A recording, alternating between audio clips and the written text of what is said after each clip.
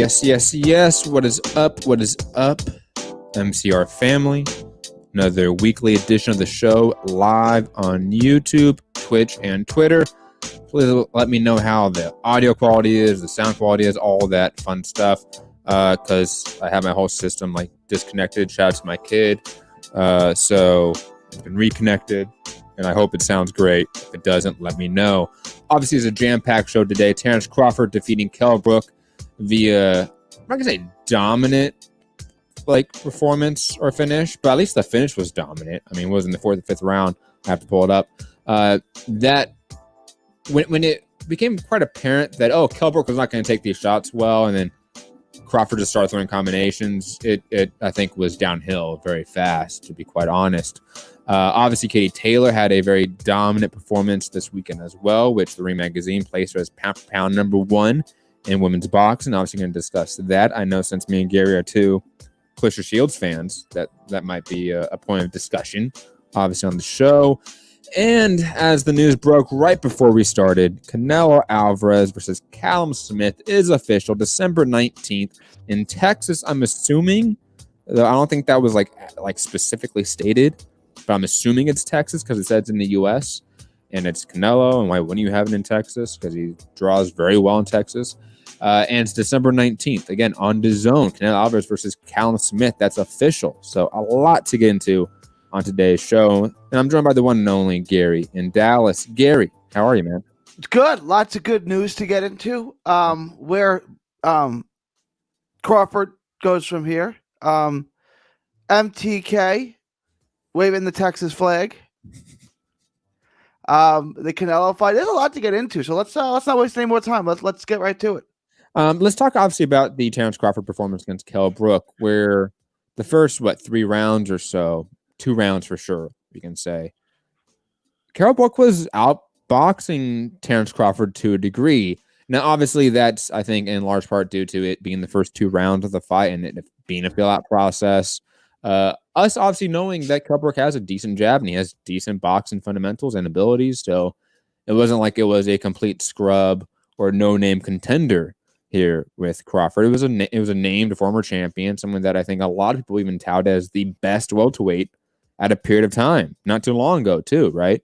I was one of those guys. Yeah, and I mean, even I was for a very short period of time. And then I think Keith Thurman just, I think, did more within the division. Not too long after that was a discussion. But regardless, again, Terence Crawford, I think, sensed rather quickly, probably around 3 or 4, that Kell Brook didn't have the hand speed to keep up with himself, Crawford. And that I don't think, again, I think it was quite apparent that Kell Brook did not like any shots that he was eating. Like, he was uncomfortable. You can tell. I don't know if that's due to just Crawford being that powerful or Kell Brook being that, far gone from his prime. But Gary, I mean, the X's and O's of obviously Terence Crawford's performance against Kell Brook. It was a couple of things. So I think you're right. The difference in hand speed was pretty obvious early on. That Crawford, but it didn't seem to matter in the first 3 rounds. See, the interesting thing was I knew this was going to be really high level boxing, and it was. And Crawford's got excellent timing, but so does Brook. And Brook was, I'm a Crawford fan. I'm a Crawford apologist, right? And I had Brook up 3-0. And you're going back and watching it again. Maybe Crawford won the third, but maybe not. That's the one you could argue either way. But Brook was doing well. And then all of a sudden, it's this little jab that he kind of turned over to a hook. It didn't even look like that big of a shot. It wasn't. It was momentum, obviously, because Kell Brook was lunging into a combination and Crawford countering him with a lead right jab, which obviously is his power hand. He was in the southpaw position, I believe, at that point. So it's one of those. It was his strong arm. It was his back arm in a sense for Crawford. It was just he was in the southpaw position and he landed a jab with the momentum of Kell Brook being used against Kell Brook. But I think you're about to say, Kell Brook didn't seem to like any of the change in momentum that was before that punch, because there was a change in momentum before that punch. It was very minimal, because to be honest, there wasn't a ton of action in the first few rounds. It was a very tepid, cautious performance from both guys. I think they wanted to see what the other was sort of presenting to the table.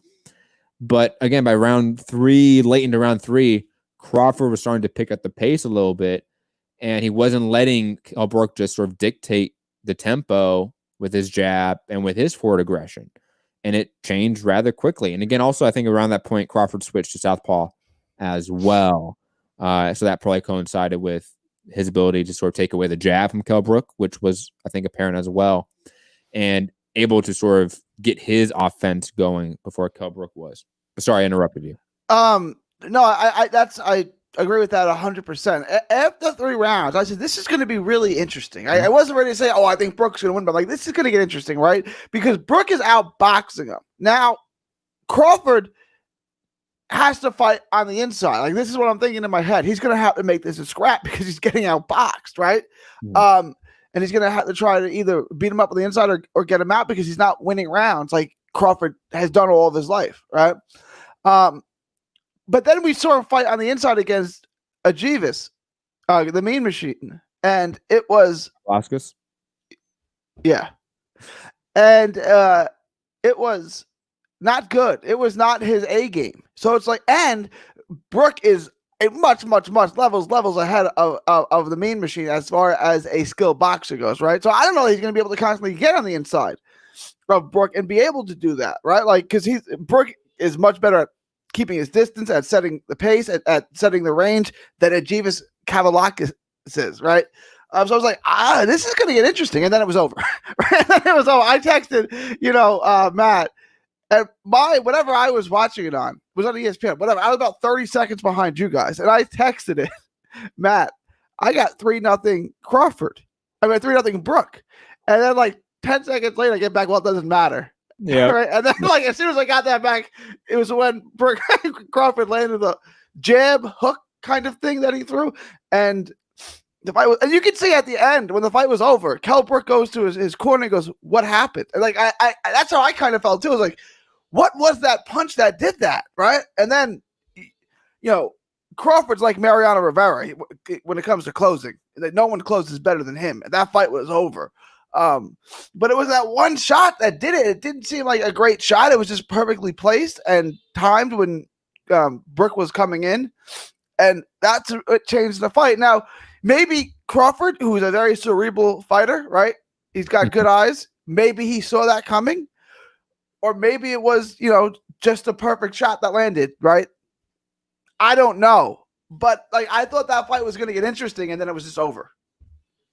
Yeah, it definitely seemed like if the pace was never going to like really pick up, that like this might be a boxing affair where Crawford isn't going to win outright, right? Like it was one of those where like maybe Crawford isn't the exponentially better boxer amongst the two, and then all of a sudden, like you said, it was over rather fast, and that was it 4th round? Yeah, 4th round, and.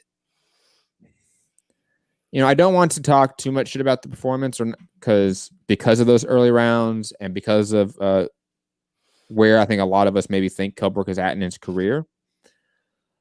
But because I just think it's when you knock out a former champion like Kell Brook in 4 rounds, like it's really hard to talk shit. Even if you lose the first few rounds, even with Kell Brook not being at his best, you still knocked out a former champion within 4 rounds. And Crawford's not a guy that I would say has always been the most like heaviest hitter, even at 135, even at 140. I wouldn't say that was a defining characteristic of him, of those runs, was power, was knockout blows. And the fact that he was able to, kind of make Kell Brook look silly with just a few combinations in the 4th round, it's impressive. Like that is impressive in and of itself, even if it's Kell Brook, even if it's off of 3 rounds, arguably that he lost and was outboxed. Like it doesn't matter. Like he made Kell Brook look absolutely silly. Gave him the stanky leg a couple times in that round. Gary, and that was like if this was Richard Comey or Deontay Wilder or Inoue or Virgil Ortiz, somebody with power who had given up 3 rounds and then changed it with one punch, you would say, yeah, well, that's what he was waiting for. He was looking for his moment to seize, and then he seized it. Like, okay. Crawford's not been that guy, and that's what I wanted to ask, but he's got all – I know his competition hasn't been great at 147, but he's, 4-0, 5-0 now in the division with all knockouts. He's knocked out everyone, and I get Amir Khan, everyone knocks out, so we can throw that one out. But he's knocked out everyone else also. So it's like maybe his power is better than we give it credit for. I always said he's a fine puncher, but we never looked at Crawford as a puncher, right? Like, he's got fine power.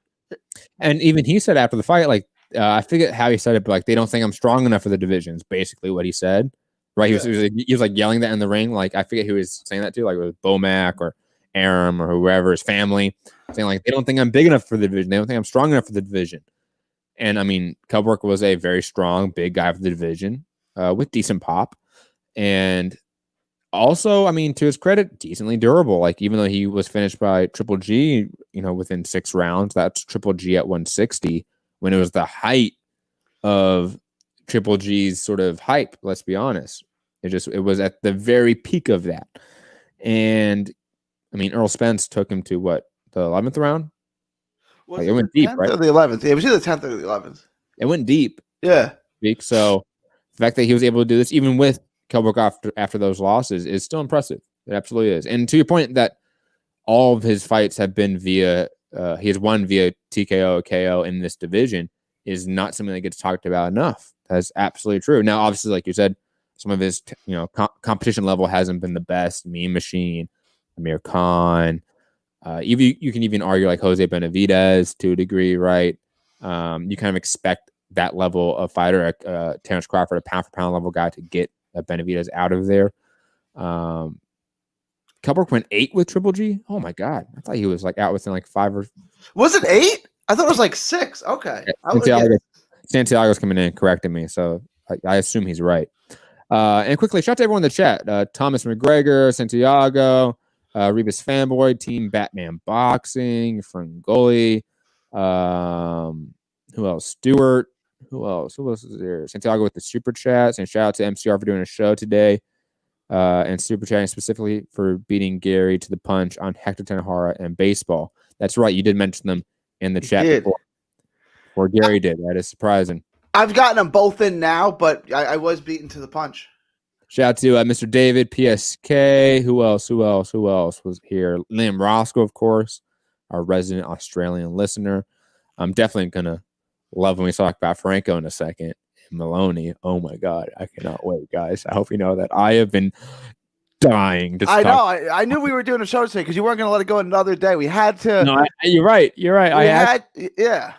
Shout out to Lord Jacob as well. Always one of the funniest in the chat, in the comment section. Hope everyone's having a great day, great evening, wherever you are in the world. Let's be honest. It's in today's hectic environment, and we're all here together. We've been talking and hanging out for almost at least a couple of years now. I mean, Gary, you've been listening to me, and we've been on a podcast together now combined for 2 years. Yeah. Wow. Yeah.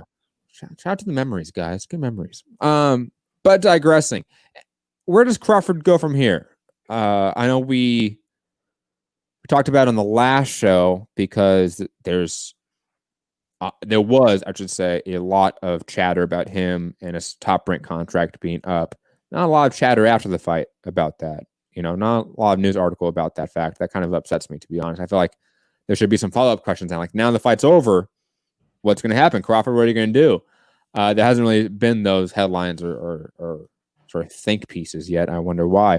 But Gary, what do you think is going to happen with Crawford? Like, do we think that we're about to get him on a PBC pay-per-view or a DAZN event? Like, what do you see? Or does he stick with Top Rank? Does he just re-sign with them? Is it just like in 2017, I think is when he re-signed with them, when we all thought, oh, that was going to be the jettison for Crawford to leave Top Rank, and he didn't. He re-signed to ESPN and Top Rank. What do you think? Something's weird. Like, someone's got a tremendous poker face, right? Like, someone's the best poker player in the world in this discussion, right? Because after the fight, they said they were very close with having Bob Arum said they were very close to a Pacquiao fight for around this time, and then the pandemic happened, so they had to call it off. But now, if Terence won, which he obviously did, they were going to resume talks and they could land that fight, which means he would stay with Bob Arum because Bob Arum's the one doing the negotiating, right? But then Bob Arum said he's lost. He could have bought a house in Malibu or somewhere, Beverly Hills or something, with the money he's lost promoting Terence Crawford, which means I can't believe he said that.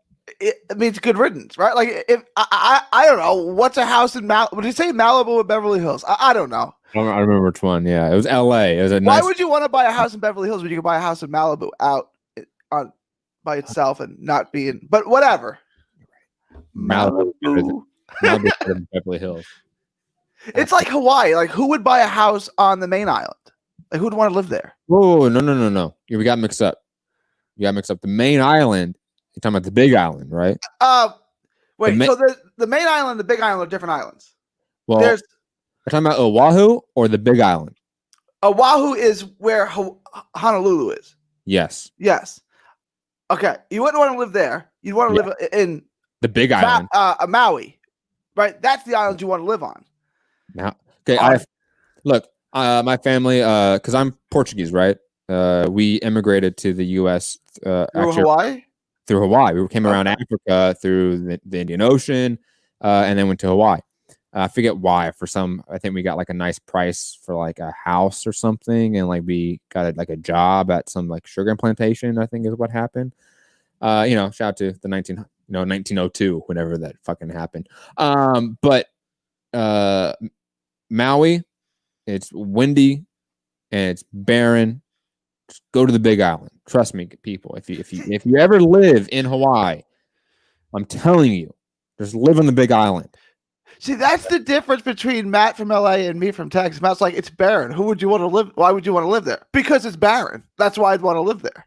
But you get barren parts of the Big Island because that's where you get a lot of the volcanic rock. That's true. Yeah. So, but you also get like really like gorgeous jungle vibes in the Big Island. And plus, I'll be honest, there's a small town that I'm trying to remember what the name of the town is that my grandfather's from. But that town is like amazing. It's the perfect little town. Like you would love it, Gary. Trust me, because it's not built up. The Big Island is just the Big Island because it's literally the biggest. But I think it's the least populated, along with Kauai, to be honest. Got me stumped. Yeah. Hey, I'm telling you. The few things I know about my life. Matt, you're. I'm not a fanboy for Ronaldo. Not really. No. I mean, shout out to Ronaldo. I mean, he's awesome. I'm just not a fanboy for like football/soccer. Like Calcio. I just don't watch that shit, man. I just don't. When I did watch it, I watched like Premier League. To be honest, I didn't watch like La Liga or anything like that. I just did not. Sorry, reading the chat. Got off topic. Gary, I think in terms of Crawford, what's next for him? I think we're probably gonna get the Sean Porter fight next. I think it just makes the most logical sense from a divisional standpoint, like who's free, who's available, what makes sense in terms of like fights that I would actually like want to see, what adds to Crawford's legacy. And I think you can legitimately sort of sell it as a pay-per-view and like make your money back on it. Like Spence Porter didn't do like poor numbers. Oh, it did good numbers. It did above 200,000. I think it was like 220 something, right? I thought it was like 300. Oh wow, Gary, you okay there? Violent today. Don't mess with me. Oh man, I just think you could get 250 plus on pay-per-view for Crawford on his first fight with Fox pay-per-view with Sean Porter. And that would help him in negotiations, because if he has to go to the negotiation table with Spence now, Spence says, I do 300, and he'll probably do 300 again with Garcia, right? I do 300,000 pay-per-view sales. You do 100. No, we're not. You're not getting a favorable split. So if he could do a good number with Porter in his first pay-per-view, then it will help him at the table for the Spence negotiations. Absolutely. Like this is also like something I don't understand, like how like Crawford fans or people that like hate me and call me like PBC, like whatever, why they're so against this process. One, I would assume regardless of if we get Crawford Spence or Crawford Porter first, you still want to see both fights if you're a fan of boxing. 2, if one happens first before the other, Crawford's position to make more money is far more favorable. I think us as fans should always be in the position of trying to get fighters in the best position to make the best living possible, because they literally get brain damage for our sick entertainment. You know what I mean? So we still get great fights, legacy-defining fights, and also build towards a Spence Crawford fight in the next 12 to 18 months. Like, that's 1,000% going to happen. Like, I think we're now in a position where we're going to see Spence Crawford sooner rather than later, but we still need to see like one in-between fight. And then one in-between fight, it just makes the most sense that it's Sean Porter. I agree. Either Porter would make the most sense, but I think Porter or Thurman make a lot of sense. Thurman would make more money. So if they want to do Thurman, I would get that. But Porter, I think, is more respected right now within the division, to be honest, which is weird. But I think that's kind of because Thurman beat Porter. Thurman should get but he's been out of the ring now for a year and a half again. Right? I know this time it's not his fault, right? But he's been out of the ring for a year and a half again. Stuart in the chat saying, or he fights Pacquiao and gets more pay-per-view than Spence ever has. Yeah, Gary brought that up, and we didn't get to it because I got off subject and got off topic with the chat. I apologize. And off of like weird like Hawaii topic. If that fight were to happen, yes, I think Crawford could maybe put himself in a position where he can negotiate a 50-50 split. He can do a lot of things that he cannot do now. However, I think what Gary was trying to allude to earlier is that I don't think it's real when Bob Arum is out there saying that we have this fight in the bag. I just don't believe it. I'm sorry. Like, what do we have to go on it? The knowledge that Saudi Arabia pays big money, even though they've been closing down travel to their country due to COVID, and that, like Bob Arum says, is going to happen. Like, that's all we're going to go on, really? Like, Manny Pacquiao hasn't said anything on it officially, right? No, he's talking about fighting Conor McGregor. Like, how do you go from Conor McGregor to Terence Crawford? You know what I'm saying? And Sean Gibbons, who is Pacquiao's manager, from my knowledge, at least he's still his manager, from my knowledge, he is like completely downplayed these negotiations, air quotes, completely. So I don't buy it. Because if you're Terence Crawford, if you're Manny Pacquiao, what makes you more money, Terence Crawford or Conor McGregor? No, quickly, someone in the chat, I think it's the person that originally asked it, Stuart, I want the fight. Like, don't get me wrong. Like, I 1,000% want Pacquiao to fight more of these younger guys. I think it legitimizes this division more because of Pacquiao's legacy and his name value, of course. And plus, they're just really fucking good fights. Pacquiao proved he can hang with these new guys by beating Thurman. So, of course, I would want to see Pacquiao Crawford. Do I think it happens, though, is an entirely different question. Okay, that's all. That's all. I just don't think it happens. But if Pacquiao's in the mix, yeah, I think like Pacquiao Spence, Pacquiao Crawford, like I would like those to happen first, technically before Spence Crawford. Maybe that's sacrilegious. But I think that Pacquiao fighting those two guys first is far more important than them fighting each other right now. Again, maybe a little bit sacrilegious.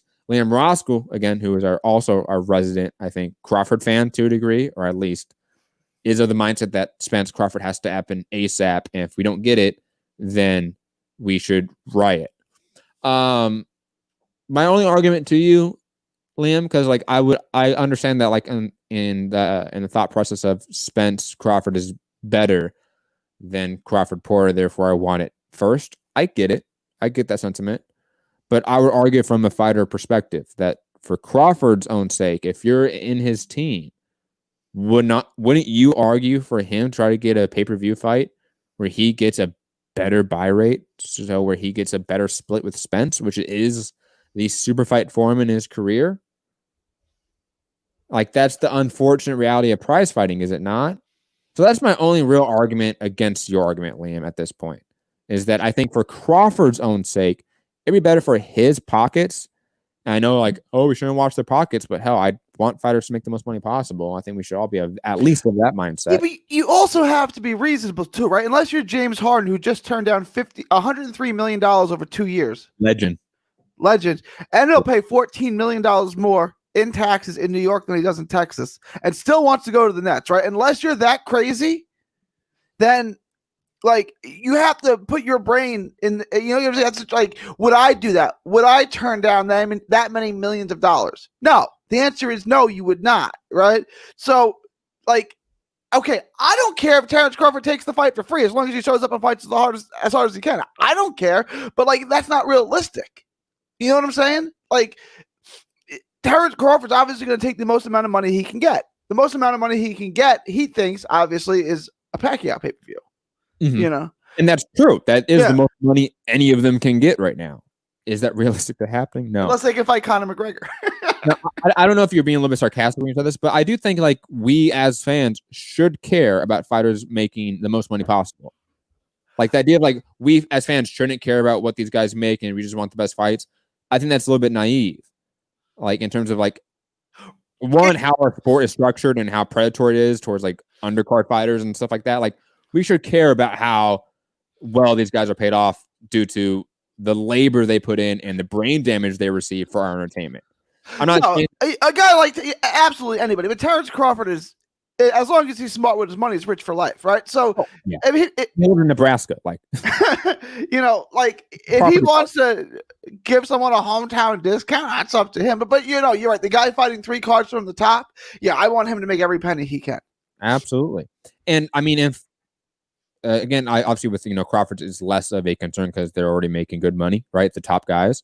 But when those top guys are then going on to fight for the legacy-defining fight, man, I want them to get every fucking dollar they can. Absolutely. Like, we've seen too many Maxim Dediships, too many Patrick Days in the last few years for me to go, yeah, I skip that and just, go on and make less money in the long term. Like, I don't like that, to be quite honest. Patrick Day, and I didn't know any of this until the aftermath, but he made something like $15,000 for that fight. He has a college degree. His mom is he's Haitian, I guess. His mom is a translator at the UN. Like, his came from good family, had money, had a college degree, had something to fall back on. And he said that if he lost, that this was going to be his last fight. It's, this is a dangerous, even, like, especially someone like Patrick Day, who has all of it together, just loves the sport, wants to do it. And same with like Crawford. Like Crawford can walk away right now and survive and pay for his kids and his grandkids and be good, right? Yeah. Like he will be good. He won't though. Why? Because he wants to make the most money possible to continue for his kids, and also because he probably loves the sport. He probably loves what he does, and he does it for our entertainment. Like and maybe not consciously, but that's a product of it. Yeah, Chase Athletics is saying Haitian American biology degree. Yeah, that's right. That's right. I remember it was a like scientific degree. Chase also in the chat saying you meaning me are admittedly pro PBC though. Yeah, I don't know what that is and like how that refutes any of my points, to be quite honest, saying that I'm pro PBC. And when people say I'm pro PBC, I want them to get it right. I am pro the structure of making fighters, especially at the top level, more autonomous from promoters, giving them their own promotional companies. I think that's a great idea. I think that's a great system. I think the idea of a manager / advisor like Al Heyman taking like half of the market value in terms of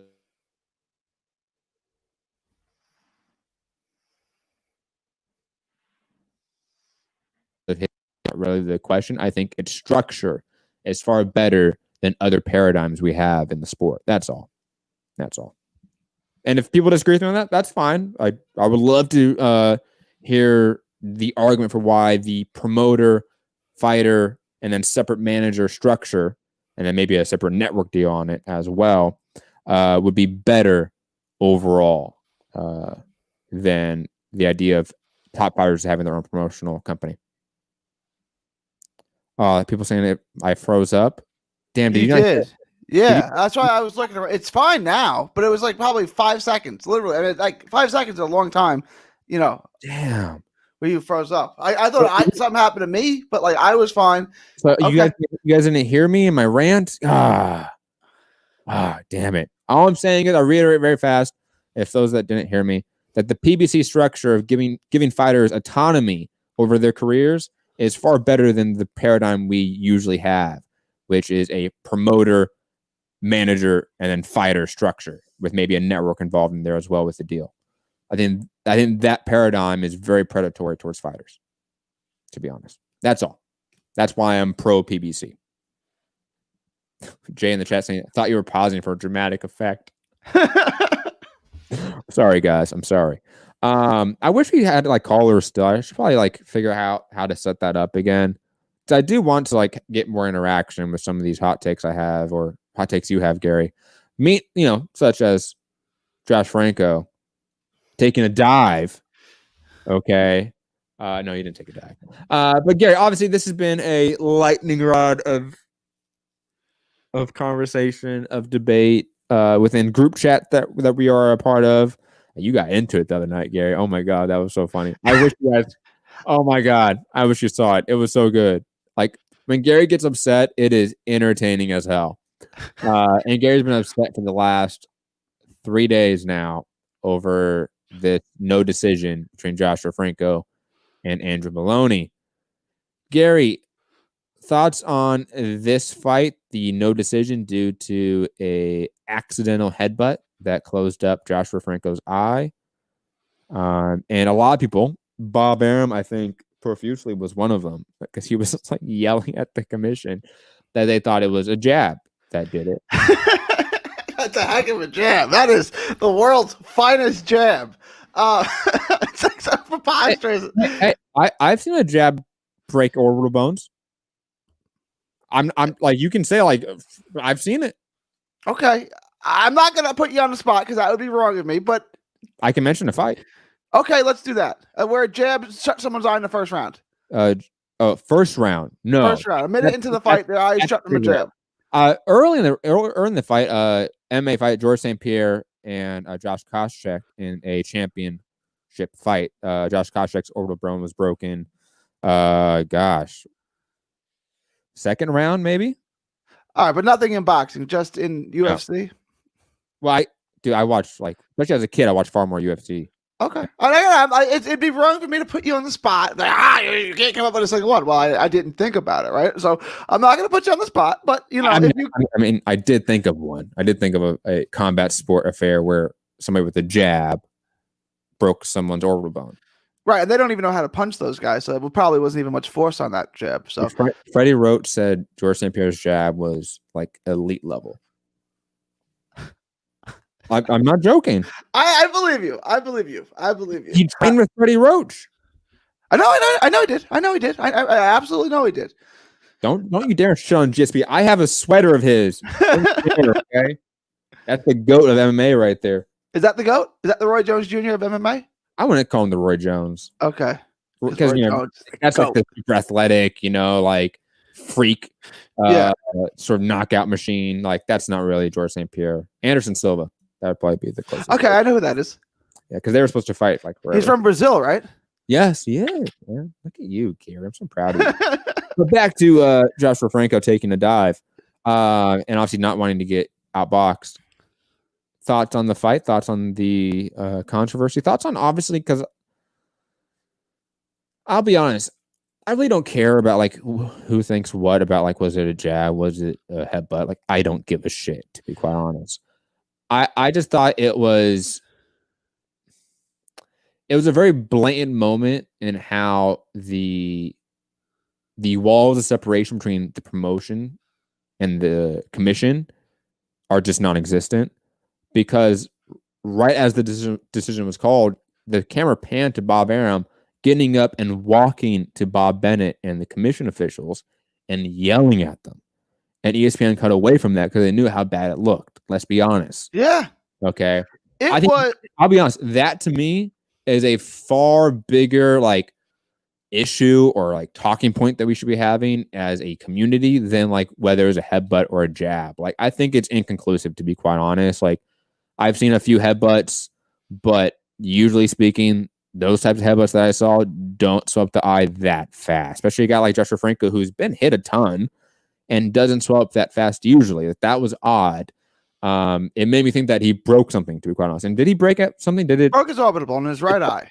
Okay, I didn't see the follow-up report that he actually did break orbital bone, because it had to be, because it was just so quick. Well, that's what Bob Bennett said. I mean, I haven't seen like a medical report or anything, but Bob Bennett said that in his tweet, that like, I've never seen a jab from a 115-pounder break someone's orbital bone. Obviously, it was a headbutt. You're tight with the Franco team. You haven't hit them up? And been like, hey man, sorry about what happened. How's he doing? How's he feeling? You know? No, I mean, it's yeah, I am. I know Jesse and Frank and their dad is a great guy. No, I haven't said anything. I mean, I tweeted at of course. Josh and stuff, and he's retweeted some of the stuff I put pictures of the headbutt that caused the swelling in the eye. Like, Matt touched on something, and I want to get through this first, right?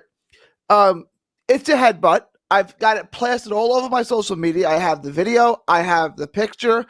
If the punches make the swelling worse, we still go to the cards or to no contest before the end of fourth. Because what caused the injury?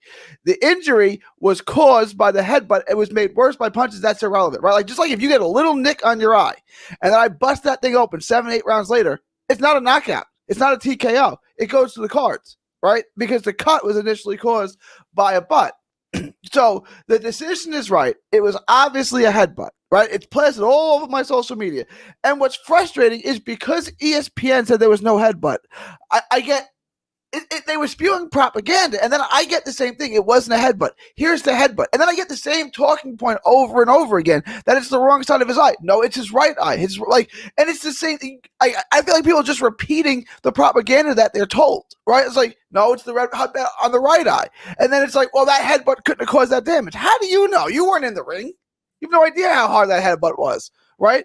And it's just the same thing over and over again. If you want to go to 3D Boxing, all on social media, you go to my personal Facebook page, it's plastered all over the place. It's a headbutt, okay? Just because ESPN told you something doesn't mean you shouldn't believe your lying eyes, and doesn't mean they're right. That was propaganda. You saw Bob Arum fighting for his guy, which was ridiculous. Then you saw Andre Ward say, well, there's the clash of heads, and moron Tessitore goes, that's the wrong side of his head. No, it's not. It's the right side of his head. You see, it immediately becomes red and puffy, and he starts covering it with his glove immediately afterwards, right? And did he get hit with it later? Sure he did. Absolutely he did. He couldn't see out of his eye. Of course he got hit with it, right? I mean, it's and then that's why Bob Bennett said that they were unequivocally correct. Right? It's so obvious. Just because ESPN wants you to think one thing, and they intentionally showed the clip every time but once, the replay, starting right after the headbutt, saying, we don't see a headbutt. Yeah, because you've already passed. His eyes are already swollen. And they're like, look, it's his jab. His eyes are already shut when they're showing the jab that they say closed his eye. It's like, guys, when have you seen a jab from Jason Maloney close someone's eye like that in the first round of a fight, a minute and a half into a fight? It's so preposterous. And then, like, just because ESPN said so, get the same thing over and over and over and over again. It's like people repeating things they hear on Fox News and CNN. It's just the same. They're like, are you even thinking about what you're saying? It doesn't even make sense, and it's not backed up by the footage. I can snapshot the footage. I can show you the exact timestamp. 2:08 left in the first round. I can show it to you. I have pictures of it all over the place. But you guys want to say it's the wrong eye. It's like, that doesn't make any sense because Joe Tessitore said so. Right? It's just insane. Okay. That's my rant on that. I'm not going to go off any more of it. I have pictures and video all over Twitter and Facebook. You can go check it out if you'd like. Guys, it was back and to the left. The head went back and to the left. Obviously, the shot came from the grassy knoll, okay? For those who don't know, that's a recruiter film reference, and I'm so mad Rob didn't get that joke on the group chat, because that was a great joke in the group chat, guys. The grassy knoll is in Dallas, right? And when people come there, they want to see the grassy knoll. Guys, I'm not trying to. There's nothing to see. It's exactly what it sounds like. It's a patch of grass. It's so boring. Like, can we see the grassy knoll? There it is. Where? There. That patch of grass. You see that building? That's where the shooter was. That's for the grassy knoll. That's it. Like, but there's nothing there. I'm not the one who told you it was an attraction, right? I'm not the one that told you to come see it. You wanted to see it. There it is. It's some grass in the middle of the western part of Dallas. That's it. this is really off topic, but the Zapruder film, wasn't that first shown by what's his name, who eventually went on Fox News? Geraldo? Was it Geraldo? Was it really? I don't know. How old is that guy? I want to say Geraldo, and like some other guy that's like relatively famous that I'm for some reason not remembering. Like actually more famous than Geraldo, which is funny that I'm forgetting him. And they showed out like because he had like some like talk show back in like the 80s or 70s or whenever this was. 80s. That's when the mustache was fashionable. Yeah, he had that giant mustache, man, and like like the long hair, like that, like almost like Farrah Fawcett hair. He had that shit going on. Oh man, it's so good. It's so good.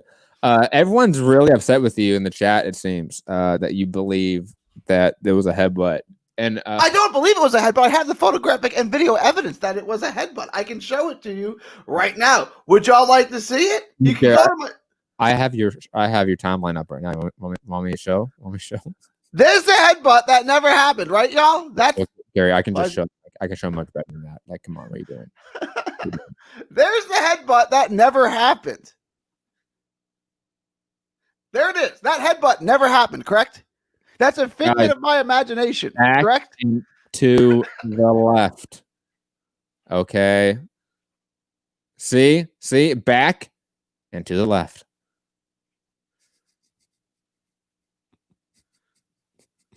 You said you had video. I can't seem to find the video. The video's up there. Sits back more. I can pull it up. Yeah, pull it up. Yeah, it's also in the chat. I'm gonna send it to you. Yeah, just if you have it on Twitter, just DM me 101 on Twitter, and I can pull it up really, really fast that way. Yeah, give me 2 seconds. Yeah, of course. Gary, you guys know Gary. He's gonna pull this up. Yeah, somebody agreeing that it was Geraldo. Yes, thank you. I knew I was fucking right about that.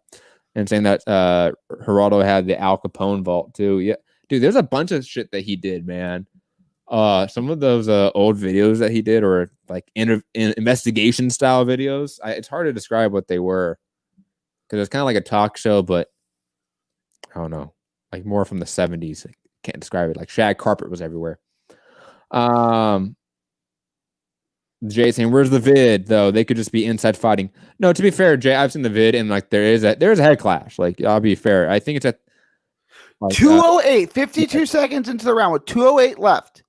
It's clear as day. I've done this so many times. I've had this conversation 5,000 times. The same conversation. I just don't think it matters. That's all. That's my hot take. I don't think this really matters. I think the idea of like Bob Aaron being able to go yell at the commission whenever he wants, when a decision he doesn't like gets announced, I think it's poor form, to be quite honest.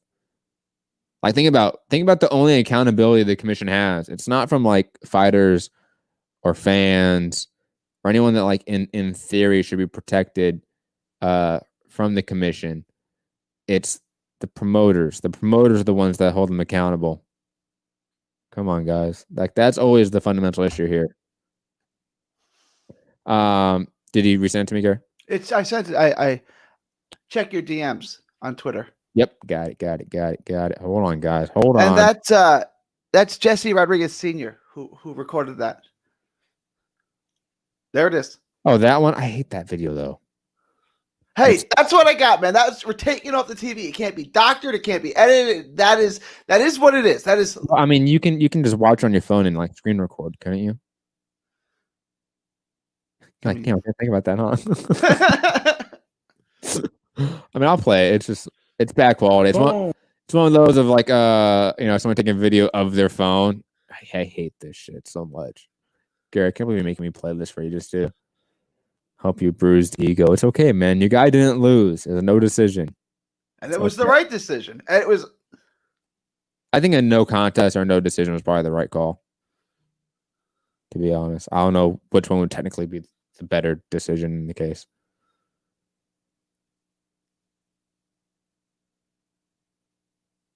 Oh, it was loading. I was like, is that it? No, this is. I'll play it again. Here we go. And it, for some reason, wants to freeze up at the same point every fucking time. I hate you, computer. I hate you. Guys. Now it makes it look bootleg, right? Like now it does for sure, yeah. I'll be honest. I swear that's not what the video looks like. I mean, I'll be fair, guys. Like it does look this shitty. So I mean, I don't know about that. Gary, I'll be honest. This is not the hill to die on. The hill to die on is the fight not being in Australia. That's the hill to die on. You're not going to Australia. Why would the champ go halfway around the world? Like, you literally can't go any further. And no, he can come to Alamo City, but we could do it in the Alamo. Gary, you had a better video than this, and they sent it in the group chat, didn't you? That's the video I sent in the group chat. No, it's not. That I took it out of the group chat. No. In the other group chat where you were in the argument the other night. I can't go. I mean, there's so much in that. I can't refine that. It is so hard. And there's so many times I want to go back in that chat and find like a news article, something that I didn't read. Can't find it. It's in the abyss, man. Anyways, what was else on this card? We had Joshua Greer. Can he get a draw? I'll be honest, I didn't watch this fight. I remember it coming on, and I was like, I really don't care to watch Joshua Greer right now. I'll be honest. I kind of checked out for that fight, and I was doing other shit before the Franco fight. Sorry. Gary, any thoughts on Joshua Greer? I did not watch it. I was so high on this kid. Like, I thought he was going to be one of the great 118 at 122 pounds. I really did. You're like, he was going to fight a new way, bro. That was never a good fight for him. But the rest of the division, and like, then he's not tall, but you can see he's kind of like muscular for that size, right? Like, okay, and he's hyper athletic and he's got good power. Like, I was so high on that kid. I don't know what happened to him. He progressively gets worse. This was worse than the last performance that he lost. Like, I had it a draw, 5-3, maybe Greer. Like, but it was like draw's probably right. Boy, that was, and he's fighting a tune-up fight, right? Like, I get all right fit. He has. Did you see who his trainer was? Who his cornerman was? No, who was it? Shakur Stevenson, which is fine. Shakur Stevenson knows the sport inside out, but if Shakur Stevenson is fighting in a couple of weeks, does he really? Dude, no, I'm sorry. No, I'm sorry. Shakur Stevenson's like 20 years old. That's what I'm saying.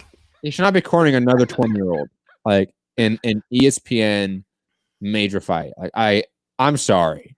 But like he was obviously looking past it, and he had to rally again late. He had to win at least the last 2 rounds. Was it 3? He had to win at least the last 2 rounds. I think it was the last 3 rounds just to get the draw because he was down. He won the first round, lost everything in between, and had to rally to get the last couple of rounds to force a draw.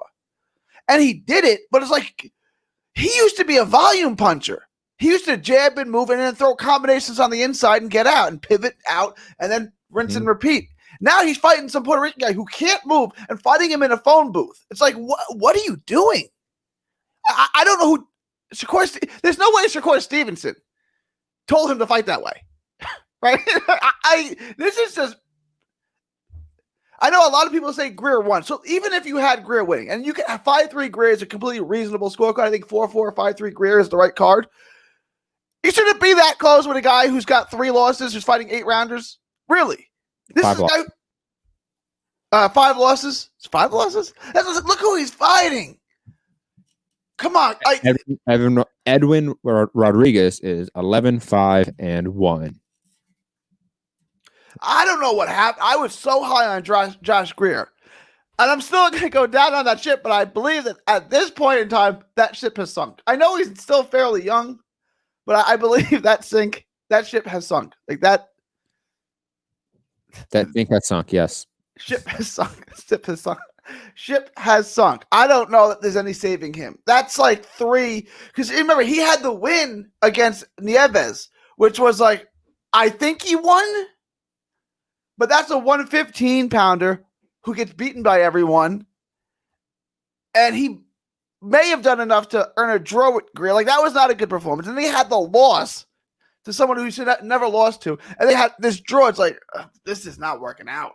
I don't know what happened to the guy that was lightning quick, threw combinations, got out, was a boxer off the back foot that would come in, throw combinations. Like, what happened to that guy? He was never there. You know, go back and watch his fights. You know the meme of the astronauts, like the one behind him with the gun, and it's always like it was never real. What happened to Joshua Greer's career? He was a highly touted prospect. He never was. That's the meme. I'm sorry. He used to fight guys at this level on ESPN and Showbox and blow them out. Hold on. Let me see. Blow him out. Let me go through his resume really fast. I don't know, man. He hasn't picked up a early KO.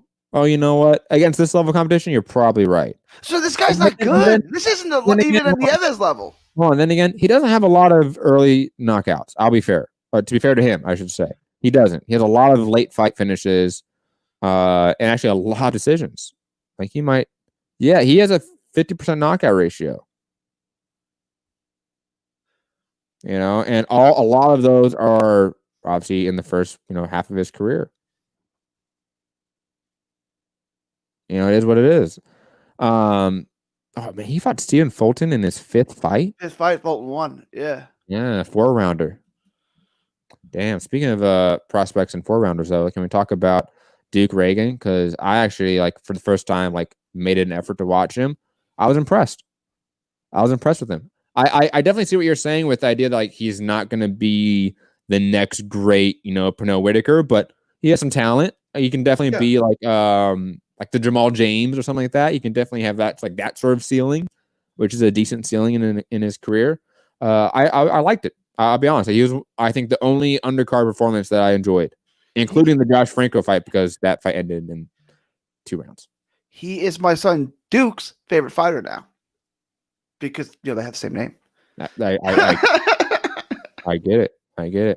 Spirit thing, right, guys? Can we talk Canelo? LOL. Yeah, I guess we can skip some topics and come back to if you guys want, because we've been on for almost an hour, so we can talk some Canelo. That was the big topic that broke before the show. Canelo Alvarez and Cal Smith are finalized to fight each other December 19th on DAZN. Gary, I have a lot of thoughts on this.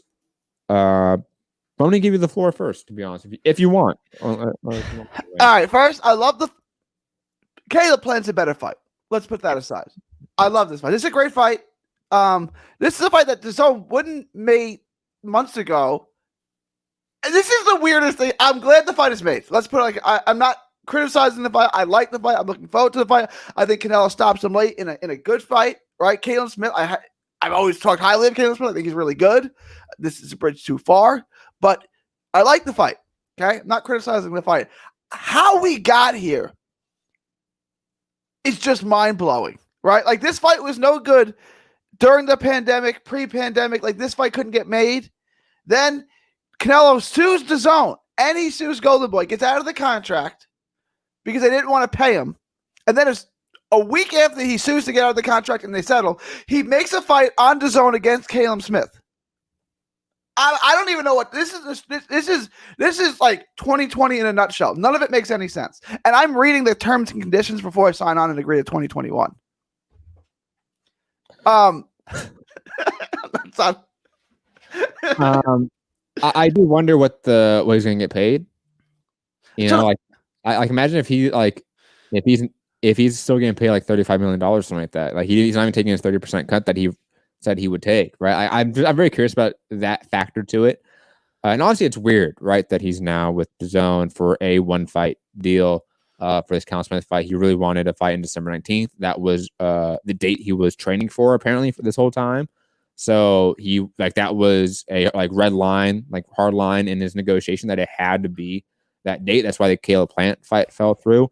And Stuart in the chat saying just comparing Plant and Smith's box recs. Not sure I can say Plant is the better fighter. Well, I will easily refute that by saying that if you only look at their box recs, then yeah, you can state that. But if you watch them actually fight, it's very easy to state why Caleb Plant's the tougher fight for Canelo Alvarez than Cal Smith. I mean, just look at the John Ryder fight, for fuck's sake, for Cal Smith. You saw a short, stocky guy go on the inside at will against Cal Smith. What will Canelo do? But Cal Smith has the better resume, right? He does. But that doesn't make him a better fighter. No, he's not a better fighter. I mean, if you watch him, Caleb Plant's the better fighter. Clearly. It's not close. Yeah. It's not. I'm just sorry. That's just the reality, guys. And I want to rant about this for a second because I agree with your point. This is a good fight. I don't think anyone should really shit on this fight in particular. I think this fight's still a really good one.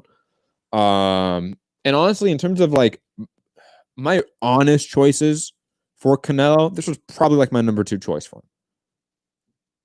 like behind Caleb Plant. If I had to pick, I think Callum Smith has the most legitimacy in this division due to his resume, not due to his skill set, but resume helps.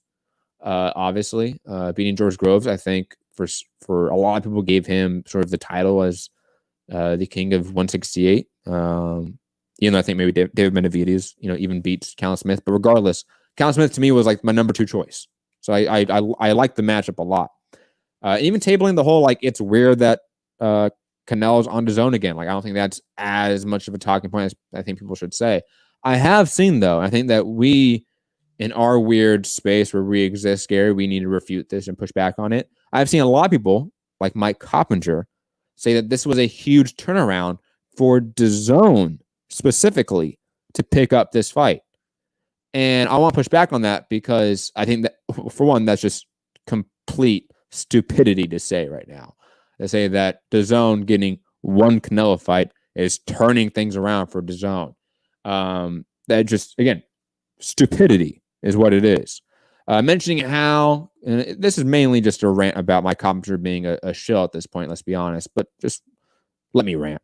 Talking about how Canelo Alvarez, Callum Smith for DAZN UK, which is going to be its global launch for DAZN UK and DAZN, not a global launch, but at least its big sort of premier launch, let's be honest, is Canelo Alvarez, Callum Smith. That fight at 4 a.m. does fucking nothing for DAZN UK. Does that allow DAZN UK to beat out Sky Sports, BT Sports? I'm assuming like BBC does sports as well. Other channels? No. So I don't see the turnaround yet.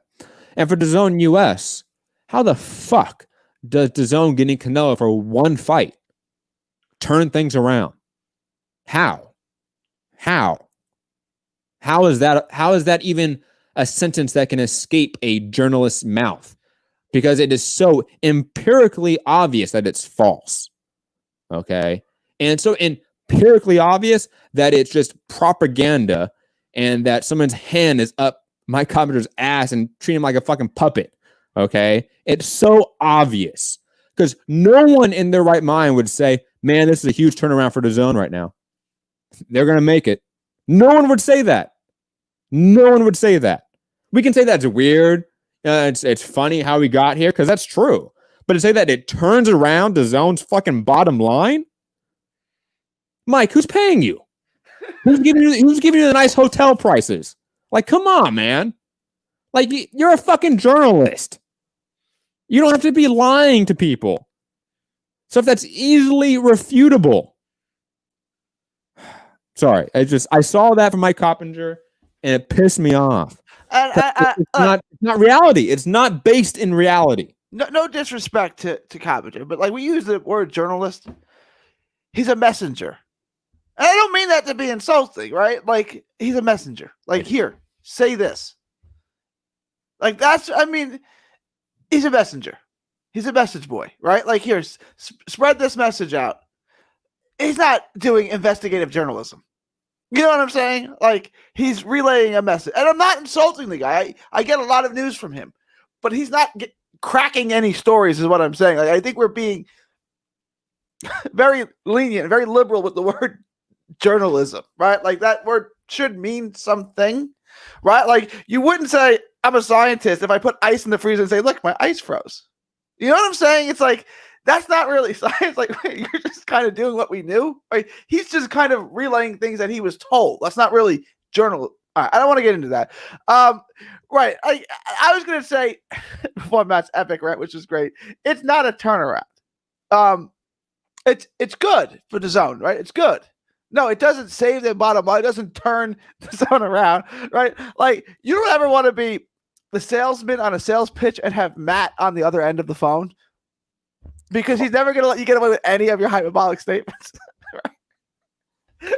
He's just not going to stop you from saying that ridiculousness. You know what's funny though is like real life. I am so nice to like salesmen, and I actually get hooked, line, and sinkered on some shit before. So do I. And my wife has to like drag me away. She's like, "Don't buy this. You don't need that." I'm like, yeah, but this guy says I do. You know what it is? Because like I've worked those stupid ass jobs. So like I feel the pain. I'm like, oh, just want to help you out, man. And they're like, damn it, I bought these fucking stupid ass knives again. It's like I've had those jobs too, right? Like telemarketing jobs and stuff. Like I did pretty good at them too, right? And so like I get it. Like the guy's working hard. He just wants to make a buck. All right, I can find a use for this crap, right? And I was like, don't buy that. But my wife was a waitress, so when we go to a restaurant, what is she? I'll tip normal. I 20%. I'll tip the normal 20%, right? That's like okay, but still, like, put your kids through college. It's like, oh, she was nice. Okay, she's a waitress. You don't have to tip her 40%. I'm like, she's like, that's not 40%. I'm like, no, that's 40%. That's a 40% tip you give her. Like, yeah, she was nice. It's 39.7%. All right, it's like if you get me, if I grab the bill, you're getting a 20% tip because that's what we do here, right? I mean, that's the normal. If you get my wife, you're getting $5,000. It's like. She did a good job. That's why I gave her 20%. No, you're absolutely right. You're absolutely right. And especially because I also worked in the food industry. I tend to tip heavy as well because I remember not getting any fucking tips, man, and it sucked. It was the worst. I worked at a Buffalo Wild Wings for a few years in high school, in a year, like a little bit in college too. And the one in high school, because I was in LA. I like for some reason like we never got tips in that location. Like it was awful, and like we knew like people like in other locations that like moved and stuff, transferred, and they were like tell us the stories about getting like massive tips. What at Buffalo? It was so sad. That's messed up too because Buffalo Wild Wings is one of those places where you can like sit and drink and eat a bunch of and be there for hours, dude. And then they don't tip you. Dude, like not only, dude, for fight nights. Let me tell you, okay, like because I was working there in high school, like for the Mayweather Showtime era, right? Yeah. So those were some big fights. Think of Mayweather Canelo, shit like that, right? Like I was working Buffalo Wild Wings during that time. We would have people there for, 6 hours, 7 hours. Okay. We would have people wait outside, standing on top of cars, trying to watch the fight. Hundreds of people standing outside trying to get in. It was crazy. And tipped like shit. I remember being there during football season, Saturdays and Sundays, and being there all day. When I was still like drinking and stuff, like you just sit there and watch football all day. I'd be there 5, 6, 7 hours, right? And then it's like, okay, and for them not to tip you after like they've taken up your table, right? Like this is not a park bench. You know what I'm saying? Like this is my job. Jay in the chat saying, do y'all tip when you pick up your order for takeout? Okay, I want to be very specific. Picking up orders for takeout. That's the paradigm you're using. Yes, you should tip minimal though, because there's not a waiting aspect to like a server. But I would tip. I would absolutely tip. And to be honest, if you're a like usual customer at a place that like pick up takeout, like say it's a Chinese place that you always go to, right?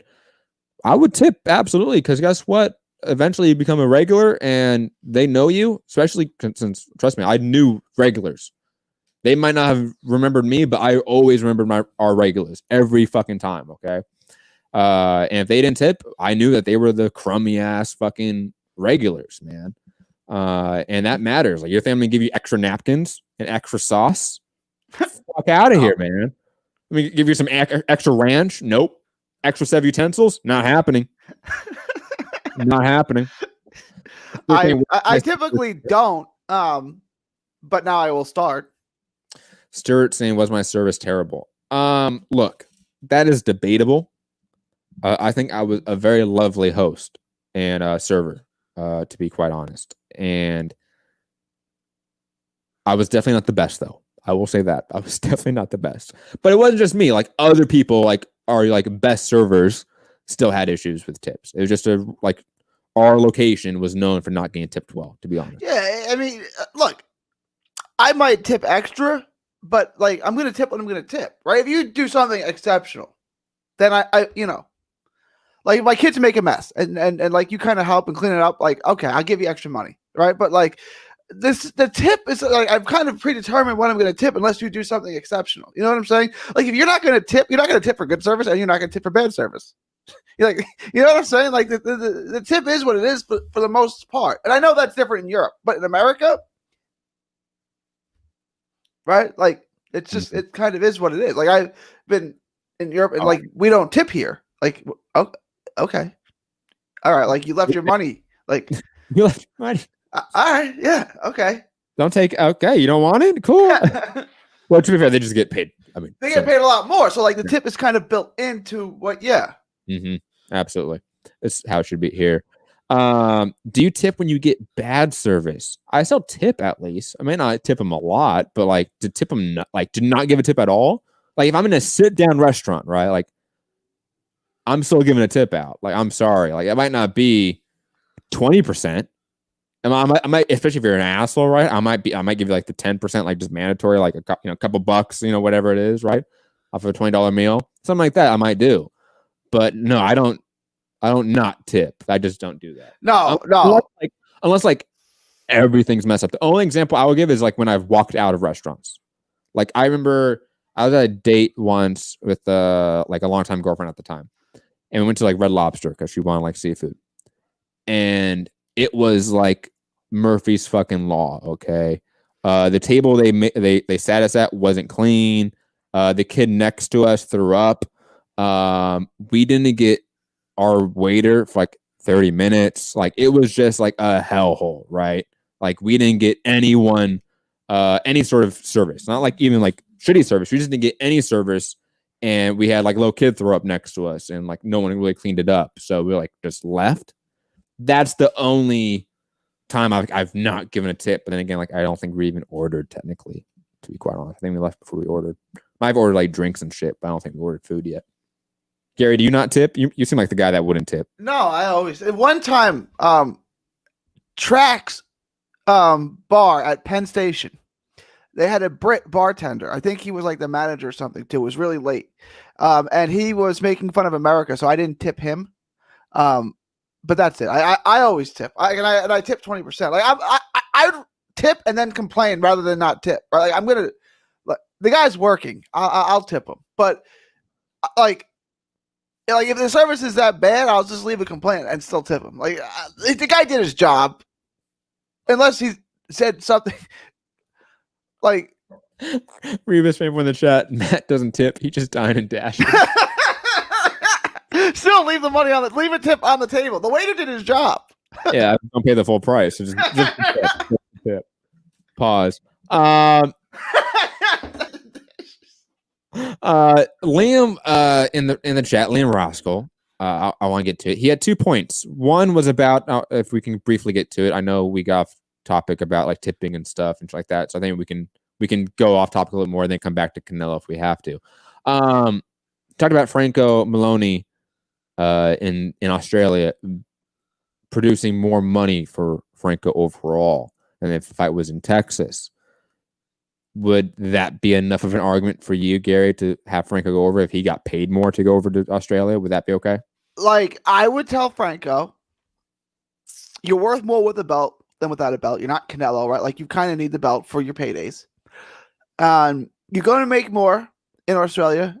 You better knock him out because you're not going to get a fair decision. It's up to you. I wouldn't do it. I would take a smaller purse and stay here, but I'm not telling you to take less money.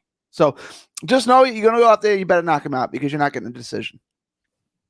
Yeah, the sad part is, like Oscar's not telling him that because Oscar like barely knew he fought. Oscar has no clue what's going on. Oscar's like, what's in Australia? Dude, wasn't Oscar like, I thought it was a jab. I didn't think it was a headbutt. He said, I didn't see a butt. And then he later rejected that. And he posted a video of it too and said it happened at, about 2:10 left. Dude, oh my God, that's so good. That's just because, what's his name? Was it Robert Garcia? Robert Garcia. Oh, man. Robert Garcia said, thanks for showing up. And the rest of the guys from Golden Boy or someone who weren't there, dude, right? It was so good, man. It was so good. I love it. Robert Garcia. That's crazy because they have a relationship, right? Like Robert Garcia gets the guy and then he says, tells Oscar, I need you to sign this guy. And that's how they got all these fighters from Robert Garcia's boxing academy signed by Golden Boy because they kind of have a relationship, right? Like, I'll find the fighters and you sign them. And look, I'm training them. I'm putting my name to them. They're good fighters. And then Oscar signs them. Like, and now he's done with Oscar, right? Like, I don't know, man. Like, this Golden Boy, this thing is not looking good. And we'll get into the MTK thing, I'm sure. They don't trust Oscar. dude. Also, Liam, who liked my rant about DAZN, I think, but said I was inconsistent. I asked him where I'm inconsistent on with that sort of rant. And he said that I don't shit on the Charlos for their numbers. First up, I think I have routinely shitted on the Charlos for their Showtime numbers, to be quite honest. Like when Jamal Charlo fought like Brandon Adams on Showtime and shit like that, I think we were really viciously assaulted how bad those numbers were. It was the fight against Hogan in the Barclays that did like the 300,000 rating. Yeah, I remember like again, from my memory of what I did myself, maybe your memory of me is different, Liam. I like went after those numbers, and I also didn't. I don't think sugarcoat the pay-per-view numbers for the Charlos. To be quite honest, no, like, I think I for one prefaced the entire event with the previous show saying that we don't expect pay-per-view numbers to be good, right? And we got the numbers back being around like what 120,000 pay-per-view. 120,000, yeah, give or take. Which is, we said between 100, no higher than 150. So that was kind of like in the wheelhouse of what we thought. Yeah, I thought I was kind of on track. To not be a massive success. I think we kind of knew that it was a hardcore event because it was stacked. There was a lot of fights that we enjoyed on that event.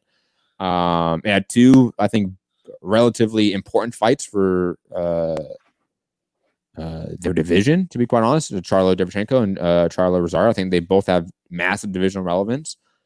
But I never said it was a massive event. The only time I've ever really bigged up the Charlos in any way in terms of their like metrics, like the in terms of like numbers they bring in, is their Fox numbers. I think they bring in kind of decent Fox numbers in terms of like it's consistently over 2-something million in the average and the peak. So when they fought the Korobov Harrison, the first Fox card, that did a really good number. I guess that was 2 years ago now. Yeah, but they fought on Fox since then. Yeah, they fought, have they done well? That card did really, really well. Have they done well on Fox? They didn't do as well, I think, as that first card, but that's not too surprising because that was the first card of the big Fox deal. Yeah. So it was supposed to get sort of more push because of that. But that's kind of the only thing I've ever bigged them up on. And I think that they're talented, of course, in terms of like their ability. But then again, Liam, like I picked Rosario. Like I was on the fucking bandwagon for Rosario big time. So like I don't know, man. Like I think like maybe I should be more aggressive towards PBC, because since a lot of you guys want me to be aggressive towards PBC as well when like they mess up. But I didn't see like the Charlo pay-per-view as being like a massive mess up because we knew it was not going to be a success. Okay, they're in a unfortunate bind, in my opinion, because Fox wants pay-per-views. What's his name went on? Was it the Chris Mann's podcast? What podcast was it with the Fox exec? What shit? What was his name? Remember? I don't even know what we're talking about. Who went on?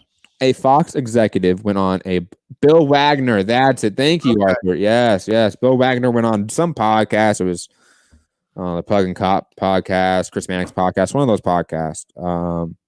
And he talked about how like they want pay-per-views. They see that as a massive marketing event for them as a network.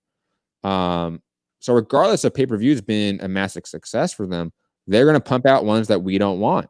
And that's an unfortunate reality. It's the same, not the exact same, but it's pretty similar to like ESPN with the UFC deal. Like the ESPN is just paying them giant golden parachutes of money just to have pay-per-views regardless of who's the main event of that pay-per-view. Okay. I think Fox, to a similar degree, again, not a one-to-one analog, but a similar degree, wants pay-per-views out of PBC. And they're kind of stuck giving fighters that aren't pay-per-view fighters pay-per-view slots. That's the unfortunate reality in terms of us as a consumer. But like I don't know how we fix that, to be honest. It's not the DAZN model, because the DAZN model is ineffective. The DAZN model is not going to compete with the greater sporting market. Okay? That's just the unfortunate reality. So like I don't have a secondary or third system of order to go back on and say like this is what we should do right now. I've argued in the past that all fights should be on just basic TV and that these promoters and managers should fight for better advertisement rates. That should be the argument. That should be the battle that we have as an industry, that we should get back to basic cable as much as possible and rely on advertiser rates. The problem with that is that advertisers do not want to give us high rates. That's the issue. I've been explained that I've been explained that countless times by people in the industry that is just the reality right now. And hell, Liam, if you have an idea how to circumvent that for the U.S. model, hell, I'm all in favor of it. I fail to see that right now, unfortunately, with the way our sport's structured. Gary, any thoughts? I know that was I don't know the sports advertising market. I don't know what's fair. I don't know what other sports get that do similar ratings. Like the ESPN basketball games always did about the same ratings as Crawford fights, right? If you took the average of those games, they did about the same. What do they get in terms of advertising revenue compared to what Crawford gets? I don't know. I don't know if there's a big difference, if it's comparable. I don't really know. But until that becomes a reality, until you can get more advertising dollars or convince them that they should take less money, which isn't going to happen, to fight on free TV or basic cable, we're stuck with paying exorbitant amount of money. You said you don't know. I don't. Oops. Got your alarm on, Gary? Or are you gonna wake up? You said that the model isn't gonna work. The zone's execution isn't gonna work. I don't know that the model doesn't work. I should. The zone as a platform is not gonna work. Streaming as a model is gonna work, but I don't think it's gonna be an outside competitor coming in with no name brand awareness in this country. Like, that's just preposterous. We've seen the Quibbies and the DAZNs fail in this market time and time again. Like, I don't think, why do we have to keep assuming like this outside competitor is going to come in and break up the tech monopolies and the broadcasting monopolies we have? Like, that's just not going to happen. The DAZN thought that they could get baseball. That didn't happen. They thought that they could get football. I don't know why. The NFL. Yeah, man, they really thought they were going to get the NFL. I can't believe it. Not going to happen. But they really thought that, and that would have changed the game. But they didn't get either of those things, and they didn't go after college football, which mean you said they should go after the Pac-12. Younger demographic, right? You got a West Coast vibe. You got a lot of people. You got good football. You got USC as the big prize there, but you also have Oregon, Cal, UCLA. You have big schools, younger demographic, tech savvy people who will use it and have it for years to come. They never even went after it, so it was poor planning. But again, an outside competitor like DAZN will never come into this market and break up the current paradigm. Like, that's just, it's not going to happen. You're not going to have a Netflix of sports exist. Like, it's just, it would be such a huge monopoly. I can't say never, but it would be some, because the money invested in live sports from Fox and CBS, and it's so much money to get that under one umbrella. We're talking trillions and trillions. Well, I compared this, I think, on the last show to Netflix doesn't have all the movies in the world. Right, it's got a lot. It doesn't have all the TV shows in the world. Like, there's not a single streaming service that has any sort of monopoly over an entire form of entertainment. DAZN attempted to do that in a market it's never been in a market that can't even pronounce its name because it's that silly. Like, it was just never going to succeed. Okay, the idea of boxing, international boxing, getting more highlight through streaming is definitely the future, but it's going to be the CBSs and the Foxes and the Disneys and the Amazons that take that up. It's not going to be a DAZN or a Quibi or anything like that. It's not going to be an outside new force. It's just so impossible nowadays. Like, the way the system is designed for these tech monopolies and broadcasting monopolies to continue to monopolize the market is just not built for these outside competitors. No matter how many billions Len Blavnik has from being a predatory steel baron in Eastern Europe, okay, it doesn't matter. Is that how he made his money? Yeah, in the fall of the Soviet Union, he went and bought factories and stuff when they sold off from the state. Yeah, he was one of those. He's just a Russian oligarch, basically, is what he is, or Eastern European. I think he's technically Ukrainian. to be honest, but I could be wrong about that. Yeah, but what DAZN offers to us in terms of like the smaller promoters, international boxing, getting a live stream, we're definitely going to have that get picked up again. It's going to be on Showtime anytime. It's going to be on Fox Sports Go. It's going to be on ESPN Plus. It's going to be on other brands that already have a giant, impassable foot in the market. I just don't understand how anyone can argue. It would have to take outside like state pressure to allow a DAZN to come in and actually monopolize sports streaming. Like I also don't think people really ever thought that out. Like in order for like a single entity to monopolize all of sports streaming, it would have had to have had some sort of state interference for that to happen. That's just the reality. And no one in the boxing media ever broached that idea. Like all of the Mike Coppingers of the world, they never went like, if DAZN were to be the Netflix of sports, then like the U.S. government would have to come in and allow them to be a monopoly because, antitrust laws issues would be just massive. Right. And like the NFL, MLB, and NBA all get exemptions from those antitrust laws, right? Yes. Basically the monopoly laws if you're not from the U.S., right? So they can have monopolies basically, and the government allows it to happen. Yes. And that's what DAZN or any, I don't mean to pick it up, but if you wanted to monopolize all those sports, if you wanted to have the monopoly on streaming all sports, you would need government, like Matt said, state intervention to make that happen. That wouldn't happen organically. And also for those that maybe don't know about like U.S. sports history, that's a very recent occurrence where like we allowed as like a country, as a state, these monopolies of sports, whether it be MLB, NBA, etc. I mean, there was tons of different leagues that were competitions to those in the 60s, 70s, and even into the 80s. So the USFL was big. Herschel Walker, Jim Kelly, a bunch of guys. They paid them big bucks, and then like basically the NFL put them out. But they signed stars. Mm-hmm. Jim Kelly got the quarterback of the Buffalo Bills when he lost 4 straight Super Bowls. And that's not, he was really good. He's in the Hall of Fame. He's really, really good. He was quarterback of the U, right? And he was the best thing coming out. And he got drafted by the Bills. And then he's like, I'm not going to Buffalo. I just came from Miami. I'm not going to Buffalo. And then the USFL came and they offered him more money. He's like, okay, I'm going to USFL. And like that, Herschel Walker went there too. Like they got big stars to go there. They paid him and it didn't work out, but that was in the 80s. And then, in the 70s, you had the ABA, which took Dr. J and Rick Barrett, like big names in basketball. Dr. J, bro. Dude, Dr. J is the legend.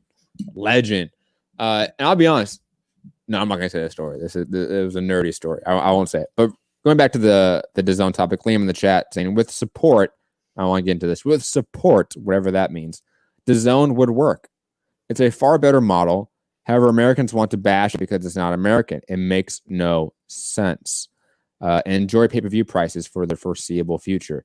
Liam, you know this as you've been watching my show for a long time. I'm against all pay-per-views. I just don't see a current material way to get to another paradigm at this point in time.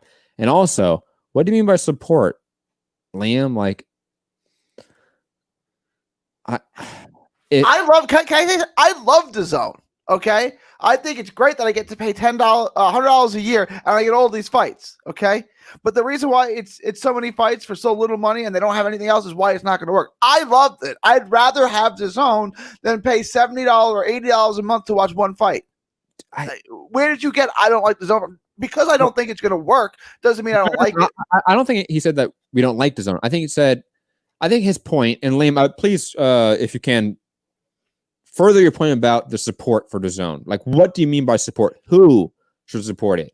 Just like the general populace of this country, institutional support, network support. Like, I'm really curious about what you mean by support. Financial support, like, just to understand your argument a little bit better, if that's possible, Liam. But if you're meaning just like the general populace of this country, which I think is what you're saying, because with your next comments about like Americans, if they didn't bash it, stuff like that. The common American doesn't watch boxing.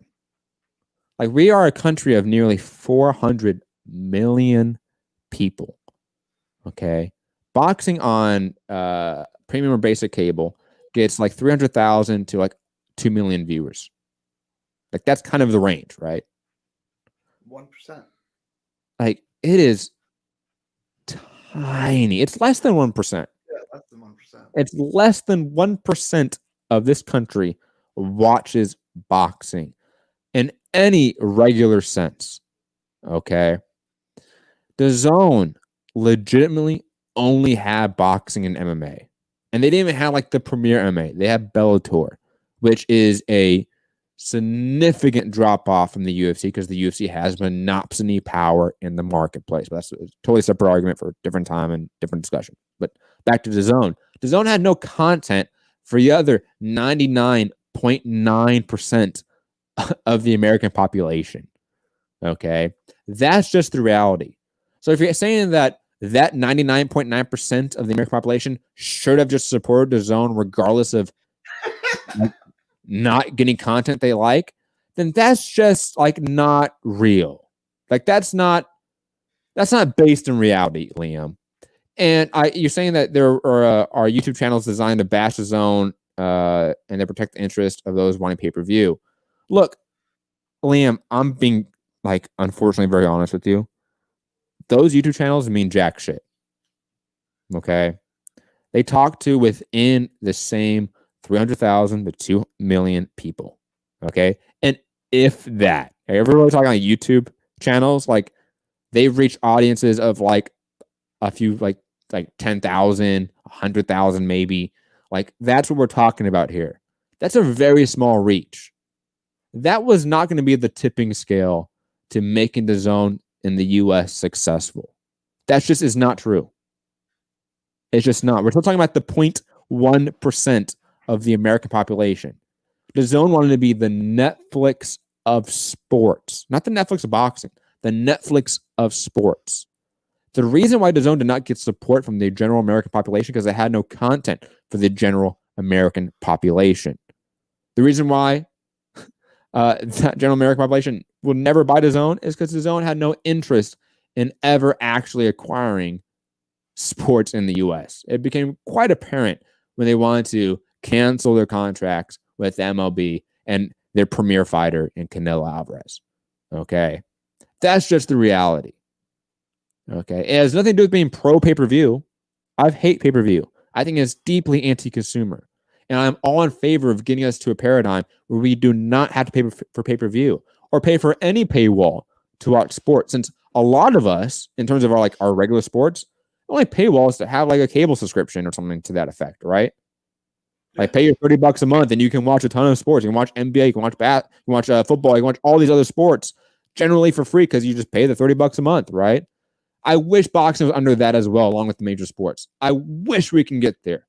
I don't see how we do it in this type of environment with DAZN. It's just not possible. DAZN had no interest in doing that. That's the reality. Yeah, DAZN USA boxing was kind of an afterthought. It's like, oh, we'll get this too. It was Jay in the chat, but DAZN had snooker. Doesn't that mean it does? It does. I can't believe the snooker didn't catch on. I thought that was for sure. So like, I get people. I get that there's like sections of the boxing fandom, especially on like Twitter or YouTube, that hates DAZN and bashes it, and they never supported it. But I am telling you, there is no way all those people that are bashing on Twitter or YouTube will make up a sizable percentage to make DAZN, quote, successful in this market. That just is not reality based. Gary? No, I agree. Yeah, no, I agree with everything you said. I feel like we've been down this road before with DAZN. Neither of us hate DAZN. I'd rather pay $100 a year or $20 a month than the pay-per-view model. I wish I didn't have to pay anything. But no, none of us are anti-DAZN. I just don't think that it's going to work. That doesn't mean I'm anti-DAZN, right? Like, and also like us saying like we don't think it's going to work is not like somehow psychologically in some spiritual warfare and making DAZN unsuccessful. Like that's just again is not reality based, not materially based. It's like I said, you know, if you said, should I fly a plane? And I said, well, have you ever flown before? And you go, no. That doesn't make me anti-flying. It just means if you fly, it's probably not going to end well. You know what I'm saying? Like, comparing DAZN to like an idiot that's never flown before is hilarious. I love that. So good. Marcos in the chat. Sorry, I thought it was Liam because you guys don't have avatars. DAZN would work if they go after the Mexican population, go after boxing, soccer, especially the Mexican League, and the national team games. Yeah, but they never did. They never did. Like even for this fight, right? Like Canelo Smith, it's not on DAZN in Mexico. That's the only place it's not going to be on DAZN is in Mexico. You know? I don't know what to say. So I'm sorry, guys. Like, it's just the unfortunate reality here. DAZN is not getting the support because they never got the content. It's not because fans are bad or fickle. It's not because the American populace is xenophobic towards like non-American brands. Like, stop it. Most of us drive Toyota cars. Like, what are we talking about here? Most of us drive foreign cars nowadays. Like, that's just not reality based as well. The issue is that they have no brand awareness. They never really attempted to get brand awareness. And they also never got content that was for the majority of sports fans. That's just the bottom line. You can't escape those facts. And DAZN can as well. You can have John Skipper and that like methed out Justin Bieber guy talking about how DAZN is great in the future over and over again, but it's a fantasy land because they never actually got sports that we care about. We care about boxing. But when I say we, I mean the American people. We don't give a shit about boxing anymore. We don't fucking care. You think we care about Crawford Brook? No, he only did like 2 million views on ESPN. Crawford's best opponent to date. You can argue even maybe his most well-known opponent to date. You can argue, though maybe like Gamboa is more well-known. That he still did like the average numbers. Like there's no peak. Yeah, because it's just the same people watching the sport.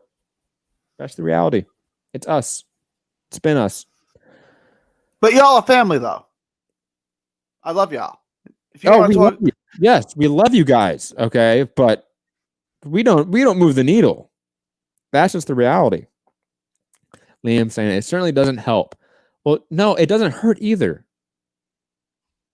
I'm sorry, like, dude, 10,000 people on YouTube not liking some content is not going to make or break it at the bank. When we're talking about the Netflix of sports, like, what's a bigger issue, Liam?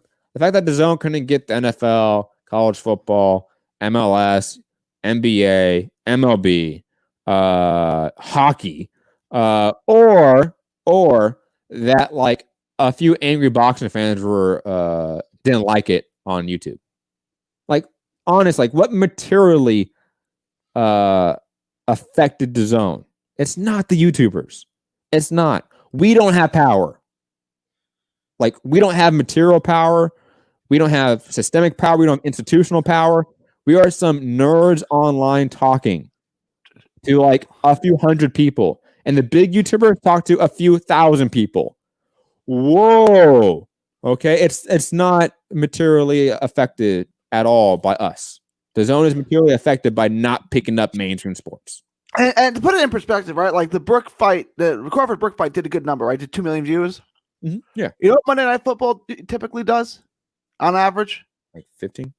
It's down to 11, but 10 years ago it was 20. Right now they're down to about 11 or 12. The Chief game did about 14 a couple weeks ago, which is a really good number. So the NFL is panicking because they're down to about 11, 12 million viewers typically on a Monday night game. Boxing does 2, and they're through the roof. And I'm not, but you see what I'm saying. You see the difference, correct? That's my point, right? Like, no, the boxing market is small, right? I mean, and also like imagine Crawford Brook on DAZN. How many people buy DAZN? You know, like how many people pick up a DAZN subscription to watch Crawford Brook? That would be, it wouldn't be zero. It would be some, but it wouldn't be a whole lot. It would do well in Omaha, Nebraska, probably, but that's about it. We know, was it Canelo Jacobs did what, 600,000 views in the U.S.? Yeah, and that's Canelo. Yeah, that's Canelo. Ask Canelo. Come on, guys. Come on. Jay saying, I'm a nerd, question mark, sad face. Yeah, we're all nerds here. Liam saying, you're missing my point. Yes, gaining more content would have helped. No, not just would have helped. That's what they need to do, period. Not it would have helped. That was their mission statement. And they didn't complete their mission statement. Like, that's just simple. It's not about helping or hurting them. Did they complete their goal? No. Then, of course, they failed. And again, constantly belittling it. Dude, we're talking about a few YouTubers. We had major fucking outlets, okay? Like The Athletic. Support DAZN time and time again, man. Like, I don't know what we're talking about here. From major outlets, DAZN got nothing but support, pretty much. Okay? You had very few writers continuously going at DAZN. Okay? And the YouTubers aren't really important. Like, you get this. There's hundreds of millions of people in this country that do not give a shit about boxing. They give a shit about other stuff. And DAZN never went after them. That's what they need to be successful. 1,000 people hating on DAZN because of boxing does not affect DAZN, man. It doesn't hurt them. It doesn't help them. It does nothing. It's immaterial. That's like, do you get it, Liam? Because I don't think you get it. It has nothing to do with getting your point. I get your point. Your point's just wrong. Your point's not materially based on the reality of our marketplace. It is not. And I'm sorry. I'm sorry that, like, for those that like wanted DAZN to be successful for some reason, that it's not. I'm sorry. I wanted to be more successful too. Because like Gary said, it was cheaper for me. But they never did. So you're going to hate on us for DAZN not fulfilling their mission statement? Why? It's fucking funded by Lem Blavny. You couldn't send offers to the NHL, to college football. You couldn't send offers to these leagues. All we got was the NFL offer and negotiation that you got beat out of. Bad.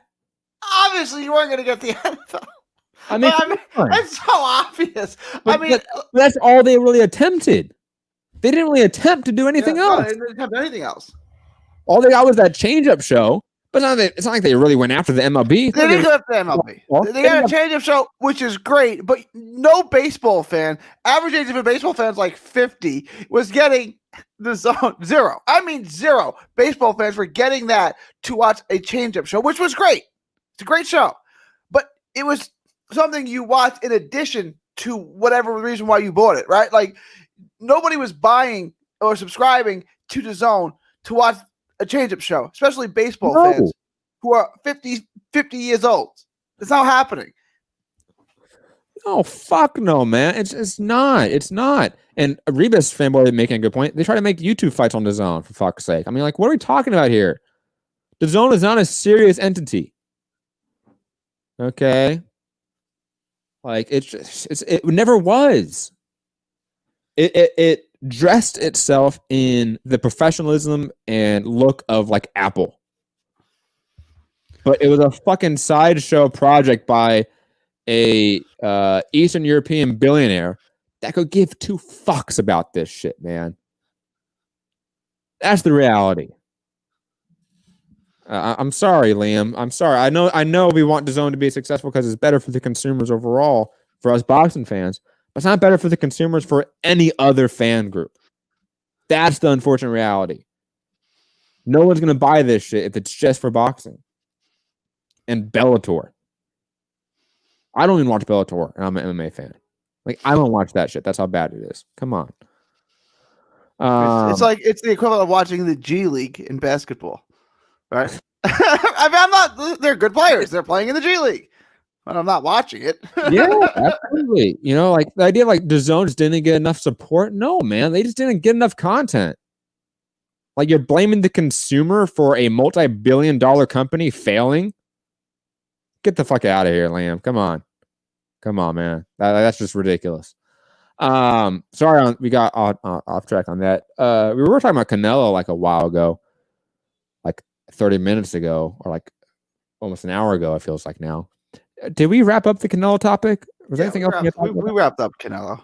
Yeah. Okay. What else do we have here? Oh, let's talk about MTK then. Oh no, hold on. We'll wait on that. That'll be the last topic of the show. Let's talk about Katie Taylor and the match from Clark. We didn't talk about that. We skipped that to talk about Canelo because some people want us to talk about that. And I get that UK audience. It seemed like wanted us to talk about that. It was late over there. Completely understandable. Katie Taylor defeated Miriam Gutierrez via unanimous decision in a really dominant showing. Beat her up. But really good. This was. You can almost argue this was the best she has ever looked because she came out that first round, like in the first 10 seconds, man, like just blitzing Gutierrez. Like I loved that. Didn't finish her, but that's not the biggest deal due to 2-minute rounds, only 10 rounds, and we talked about that before. These women. She could have stepped on the gas. I feel like she could have got her out, but that's besides the point. I'm not criticizing the performance. I think she kind of hit a wall too in terms of how much she could hurt her. I put right before the fight started. I think Katie Taylor's going to win. I think she's going to not look great. I think she's going to be exposed because she's a little bit overrated. Right. That's what I tweeted after the first round. Somebody just tweeted at me a bunch of laughing emojis. Right. I was like, all right, so I was wrong. Whatever. Right. Like I've been wrong before. No, it was really, really good. And I'm not the biggest Katie Taylor fan, but that was really, really, really good. That was a really good performance. It was. Obviously, the topic has been her being pound for pound because the whole Ring magazine ranking her pound for pound number 1. I think Shields was number 2.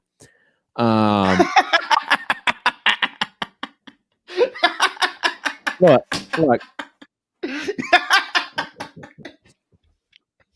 Here. She lost to Pursuit twice. How's she number 1? She can't be number 1 because Pursuit's better. Guys, hold on. I gotta get this up for Gary here, man, because damn, Gary just sent off all the fucking shots. Wow, Gary, that was impressive. I did not expect that reaction, man. That was it's just so absurd, right? Like it's like having Triple G number 1. It's like, well, he just lost to Canelo. But whatever. We have Triple G at number 1. But so how did she can't be number 1? She just lost twice to Pursuit, so obviously Pursuit's better. Like she's not even the best in her own weight class because they're in the same class as Pursuit, who just beat her twice.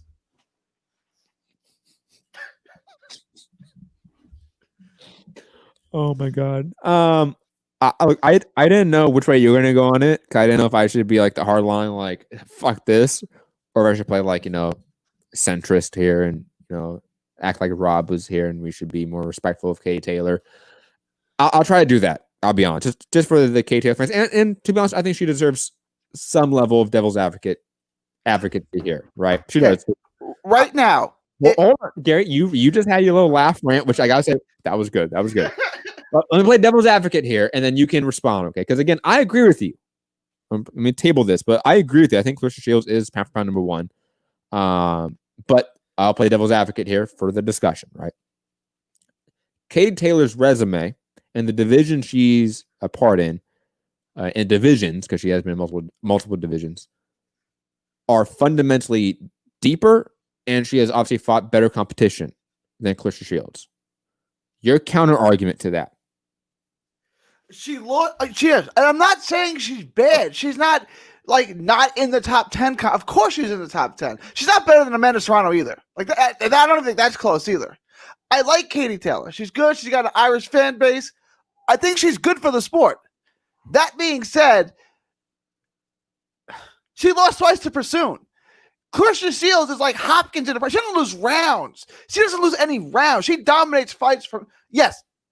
And Katie Taylor, just because of the division that she's in, and she's got a better promoter when it comes to women's boxing, right? Like Eddie Hearn does women's boxing the best. And just a bigger machine too. Yeah, she fights better. And it's not a knock on Katie Taylor, but it's like if I said to you, Donovan Mitchell's the best player in the NBA. It's like, what?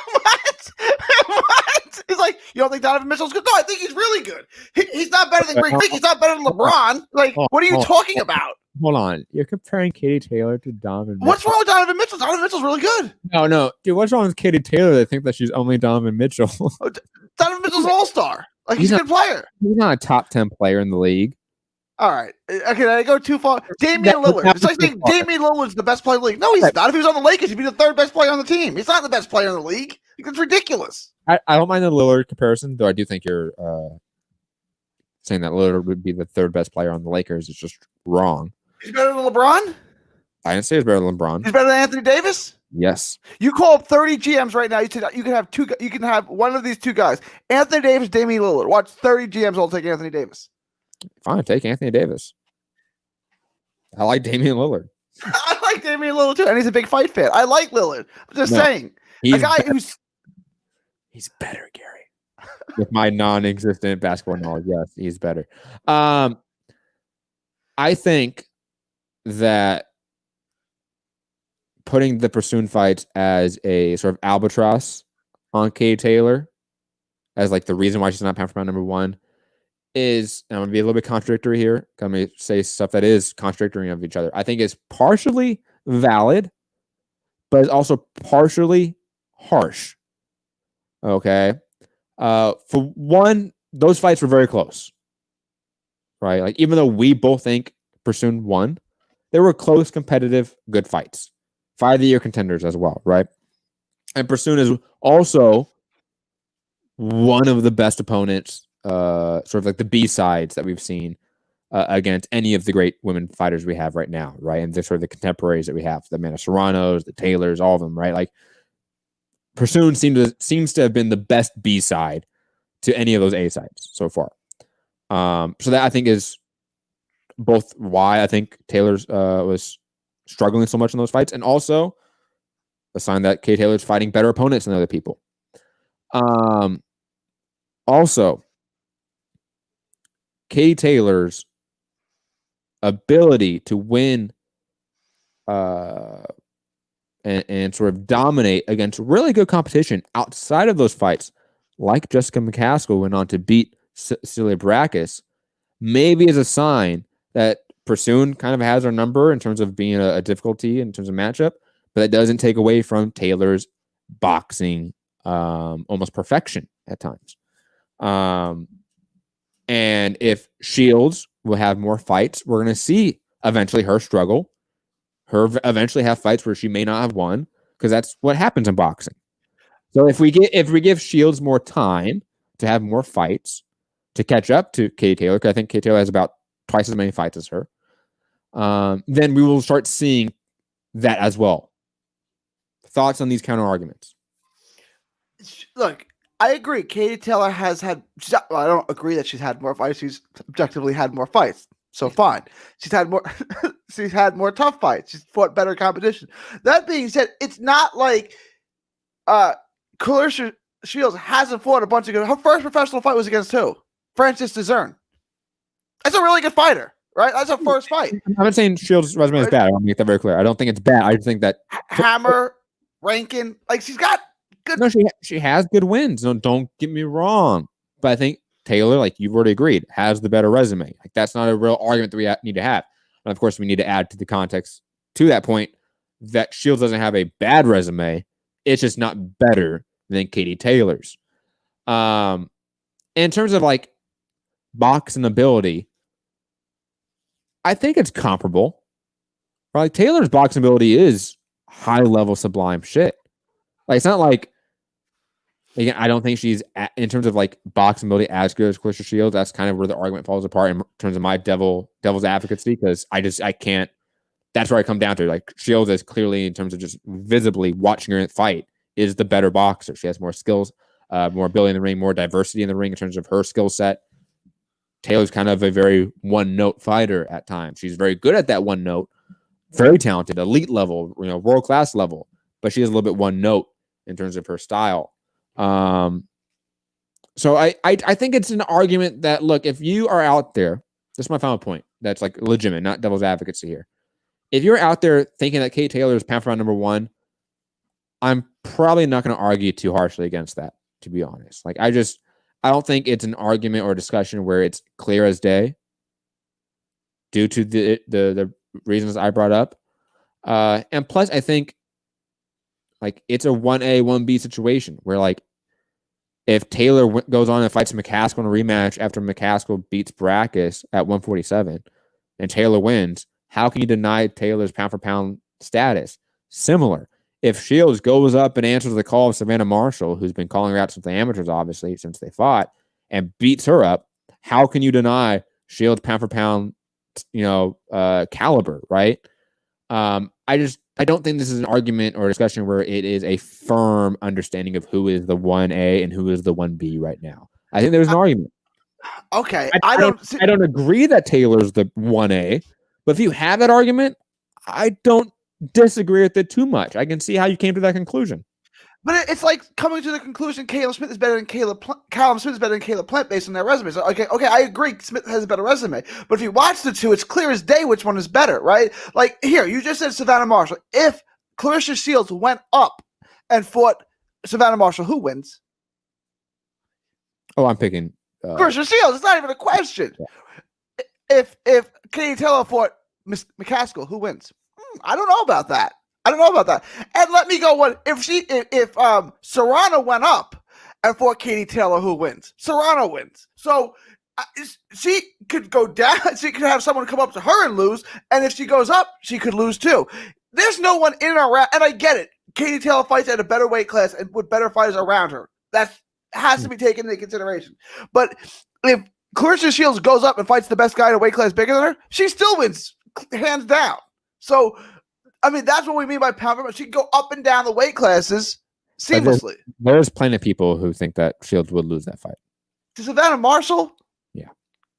I mean, one of our co-hosts thinks that. Okay. Yeah. All right. I mean, didn't she beat her in the amateurs?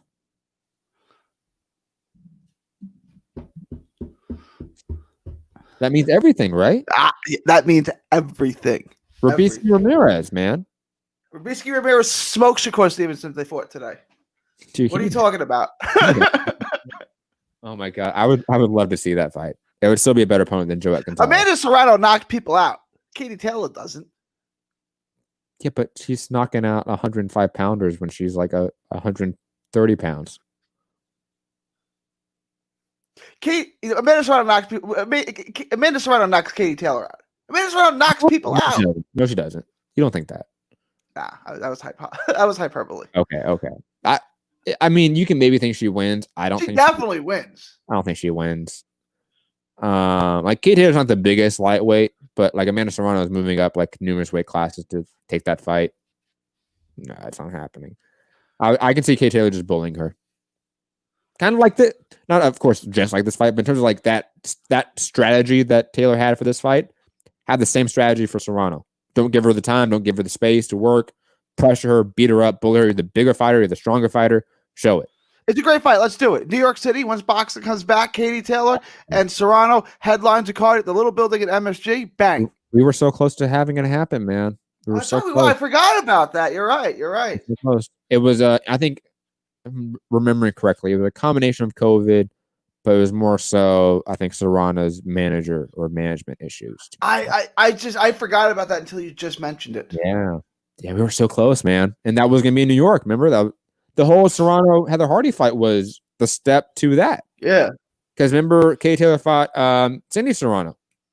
That's right. Yep. Right? As the step up, fight the sister. That's the marination right there for that. Gotta love that marination. What else? Oh, topics. Yes. Get to this. Topic of the day, Gary. Your boy, Hector Tanahara, is the latest to sign with MTK Global.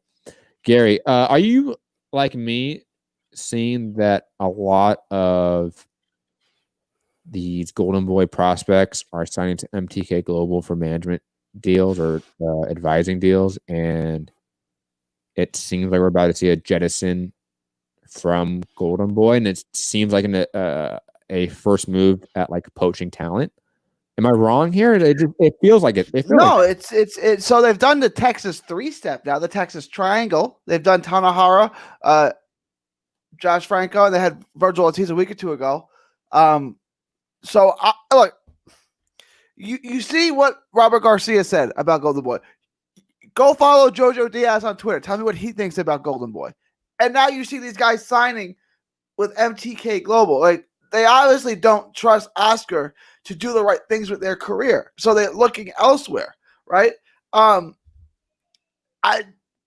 Boy is coming to an end, and that's an American company, right? I'm an American gold medalist, and me and Matt are saying it's going to come to an end. You know what?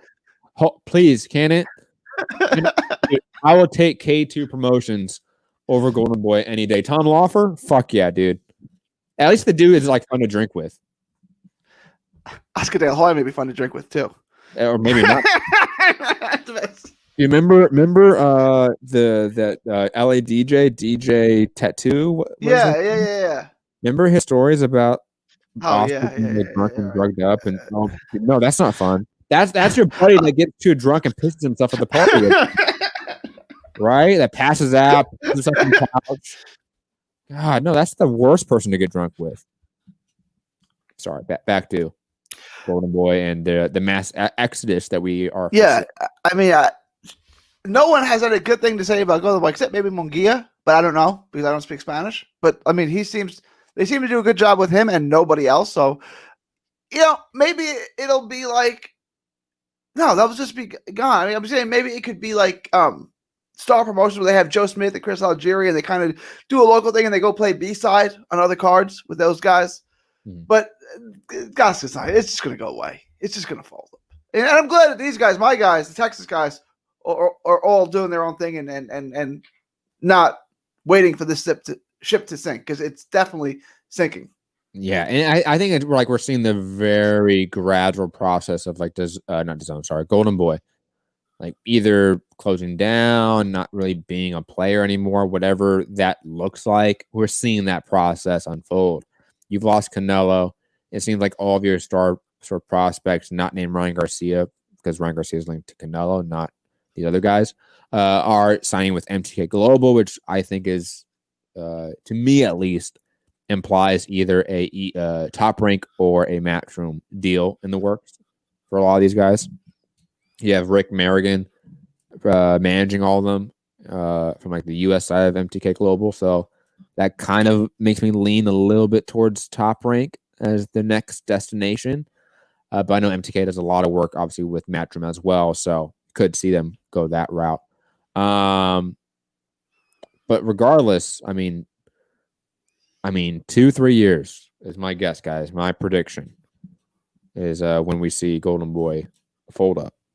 There'll be a gradual process, but within 2 to 3 years, Golden Boy will not be around anymore. Like, there's no reason for it to be.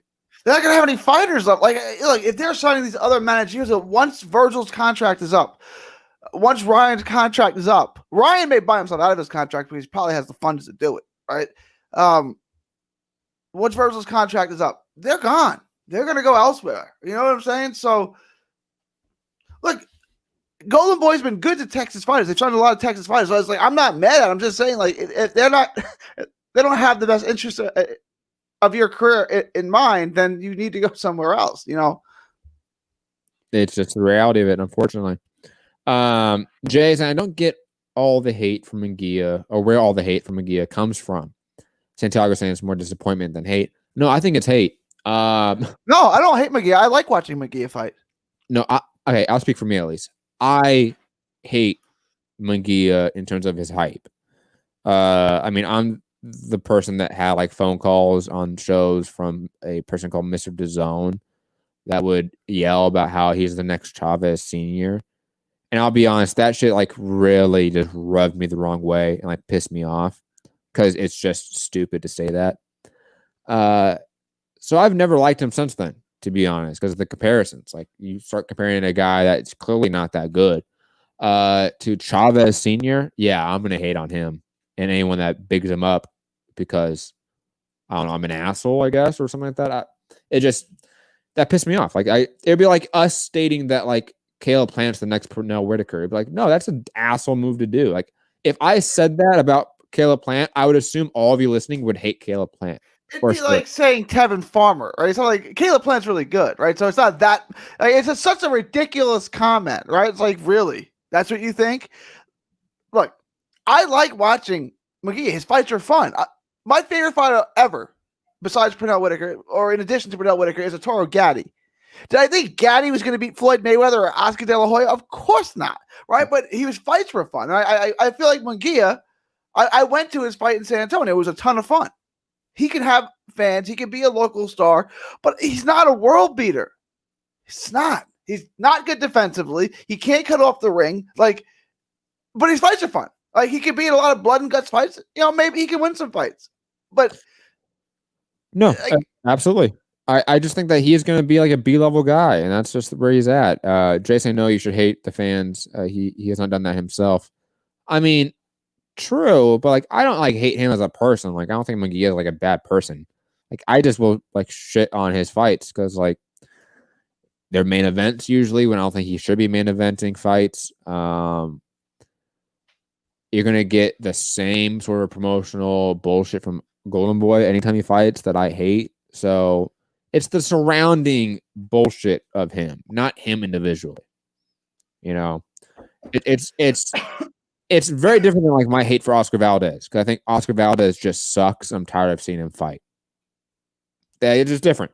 It's different. I'm just tired of seeing Oscar Valdez fight. I'm tired of seeing Oscar Valdez get beat up in fights that no one cares about, or get beat up in fights that we do care about. Just don't care anymore. Very different. I do not hate Munguia. His hype is annoying. That's all. I'm trying to think of another person that's super hyped that pisses me off. Joey Spencer, on a very different level. Obviously, is like that because PBC fans hype him up a lot, and I hate FA. Oh, FA. But see, I'll be honest. I was never sold on FA. So I always was come on, guys. What are you doing? Anyways, guys, I think that's it for today's show. Any other news that we missed? Any other topics out there, Gary? No, I think we got to everything. That Joe Smith fight was signed. Joe Smith Jr. versus Maxim Vlasov ordered for the vacant WBO light heavyweight title. The Mike Tyson Roy Jones pay-per-view will also be a concert with Lil Wayne, French Montana, Wiz Khalifa, YG, DaBaby. So yeah, I guess that's what we really want is concerts and boxing in the same event. Some UK fights were made, like Lyndon Arthur versus Anthony Yarde. That's not a bad domestic fight. Even though I think Anthony Yarde should be fighting better opponents at this point in time, to be quite honest. And Tyson Fury will not be fighting in December, and Wilder's taking legal action to try to get the trilogy made. I think we talked about that, didn't we? Did we talk about that? Yeah, Maybe. Yeah. Okay. What do we have here? Chavez Jr. back versus a guy named Mazzarini, probably Gary's cousin or something. That's pushed back to November 27th. What else? I think that's about it for stuff that maybe people care about. Yeah, and Josh Franco, Maloney is appealing the. Is appealing the ruling, and the head of the Nevada State Athletic Commission, Bennett, said upon further review, Russell Mora was unequivocally correct, which I thought was fairly obvious. Back and to the left, people. Everyone knows that the shooter was in the grassy knoll. We just know it. Facts. There's two different shooters too. Y'all know that as well. I actually kind of remember. I'll be honest. The last time I looked into the JFK assassination, I was 14 years old. I was really fucking young. Should probably check into it again. See if there's any new shit. Probably isn't. There's always new theories. There's no new information. It's just new theories. My favorite is, and this one's I think pretty credible if I want to remember, is the all the hitmen. Remember that photo of all the hitmen coming off the plane? Yeah. Dude, that theory, I love that one. That one seems credible to me. Way more credible than the whole moon landing hoax shit. Anyways, guys, we should be back on soon. I don't know, Gary. What are you doing this week? I'm becoming agoraphobic. I don't even like to leave my house. That means you don't like to leave your house. You're afraid to leave your house. I'm about that. I don't really like to get off my I'll play with my kids and I'll barbecue and stuff in the backyard, but I don't like to leave my property, and I only have half an acre, so it's not a whole lot of property. But nothing. The answer is nothing because I don't like to do stuff and things. We should do a debate show again this week. Are we past? I'm not getting involved in the election stuff. If you think we're past it, it's not an emotional topic anymore to discuss where people are going to yell and scream. I know you won't, but like people do, you know. Do you have a hot take about the election? I don't have a hot take on the election. No, I don't have a hot take on the election, but like, I'm not going to get someone's going to start yelling and screaming. So I'm just going to, no, I have no hot takes at all. When you say someone, do you mean your wife? No. Are you talking politics again, Gary? Like growing up, my dad was like a status quo Democrat. My mom's a Republican. And like, so it was like, oh my God, it just didn't, you know what I'm saying? Like, it just didn't. Wait. Like when you say like a Democrat, you mean like a lib, like a lib, and like a corporate Republican, like a pretty simple corporate Republican. Yeah, like if Nancy Pelosi was president, my dad would be thrilled, and if Mitt Romney was president, my mom would be thrilled. Okay, like very much in that traditional mold. Okay, exactly. Yes, and we got you, Gary, the libertarian, the radical. I never understood why they voted. Right, like why you cancel each other's votes out? Why don't you just stay home? Literally, you know what I'm saying? Just stay home. Like this is you're just down ballot, Gary. That matters. Down ballot measures, props, those matter. I think in voting, presidential election, bullshit. Come on, it's the same party. It's the George Carlin clip. You get the same party with like-minded interests, and they don't give a fuck about you. All right, that's basically what we got. But anyways, no, Gary, I would love another debate about about anarchism. I think because we both obviously describe ourselves as anarchists, just differing views of anarchism. I would love another debate on that, or not debate, conversation. I know, like for the listeners, I'll probably title it as a debate, just for SEO purposes, but it's a conversation. I think it'd be fun, because again, we have very differing views on like how anarchism can work. But anyways, let's try to do that this week. And what else? I'm just researching for the next episode of the documentary. Reading a lot of Hegel, who's a German philosopher from the 19th century, and oh my God, it's awful. It's the worst shit ever. I hate philosophy. Like in terms of like metaphysical philosophy, like not like material philosophy or like historical philosophy. Like metaphysical philosophy is the most annoying, obnoxious shit to read. I'm sorry, and I'm somebody that was like a philosophy minor in college too. I hated that shit. I thought it was stupid. Anyways, find me Mounter MCR all social media platforms. Be back on sometime this week to discuss stuff with Gary on our other channel, Trending Now Network. Maybe have a little conversation about anarchism. Gary, final thoughts. Let people know where to find you. Find me all from social media, 3D Boxing blog, from Texas to the world. Thank you and God bless. Yeah, everyone stay safe out there, especially in this massive spike to COVID. I just got my COVID test back. It was negative. Yes. But, if you're feeling a little bit sick, I know a lot of people are feeling sick right now due to like, seasonal cold and stuff. Get tested. If you're in a state where you can go get tested for free, like go do it. Like, why not? Go check it out. Make sure you're safe. Make sure you're taking care of others. And at all times, people fuck the police and free Palestine. Have a good one. Peace.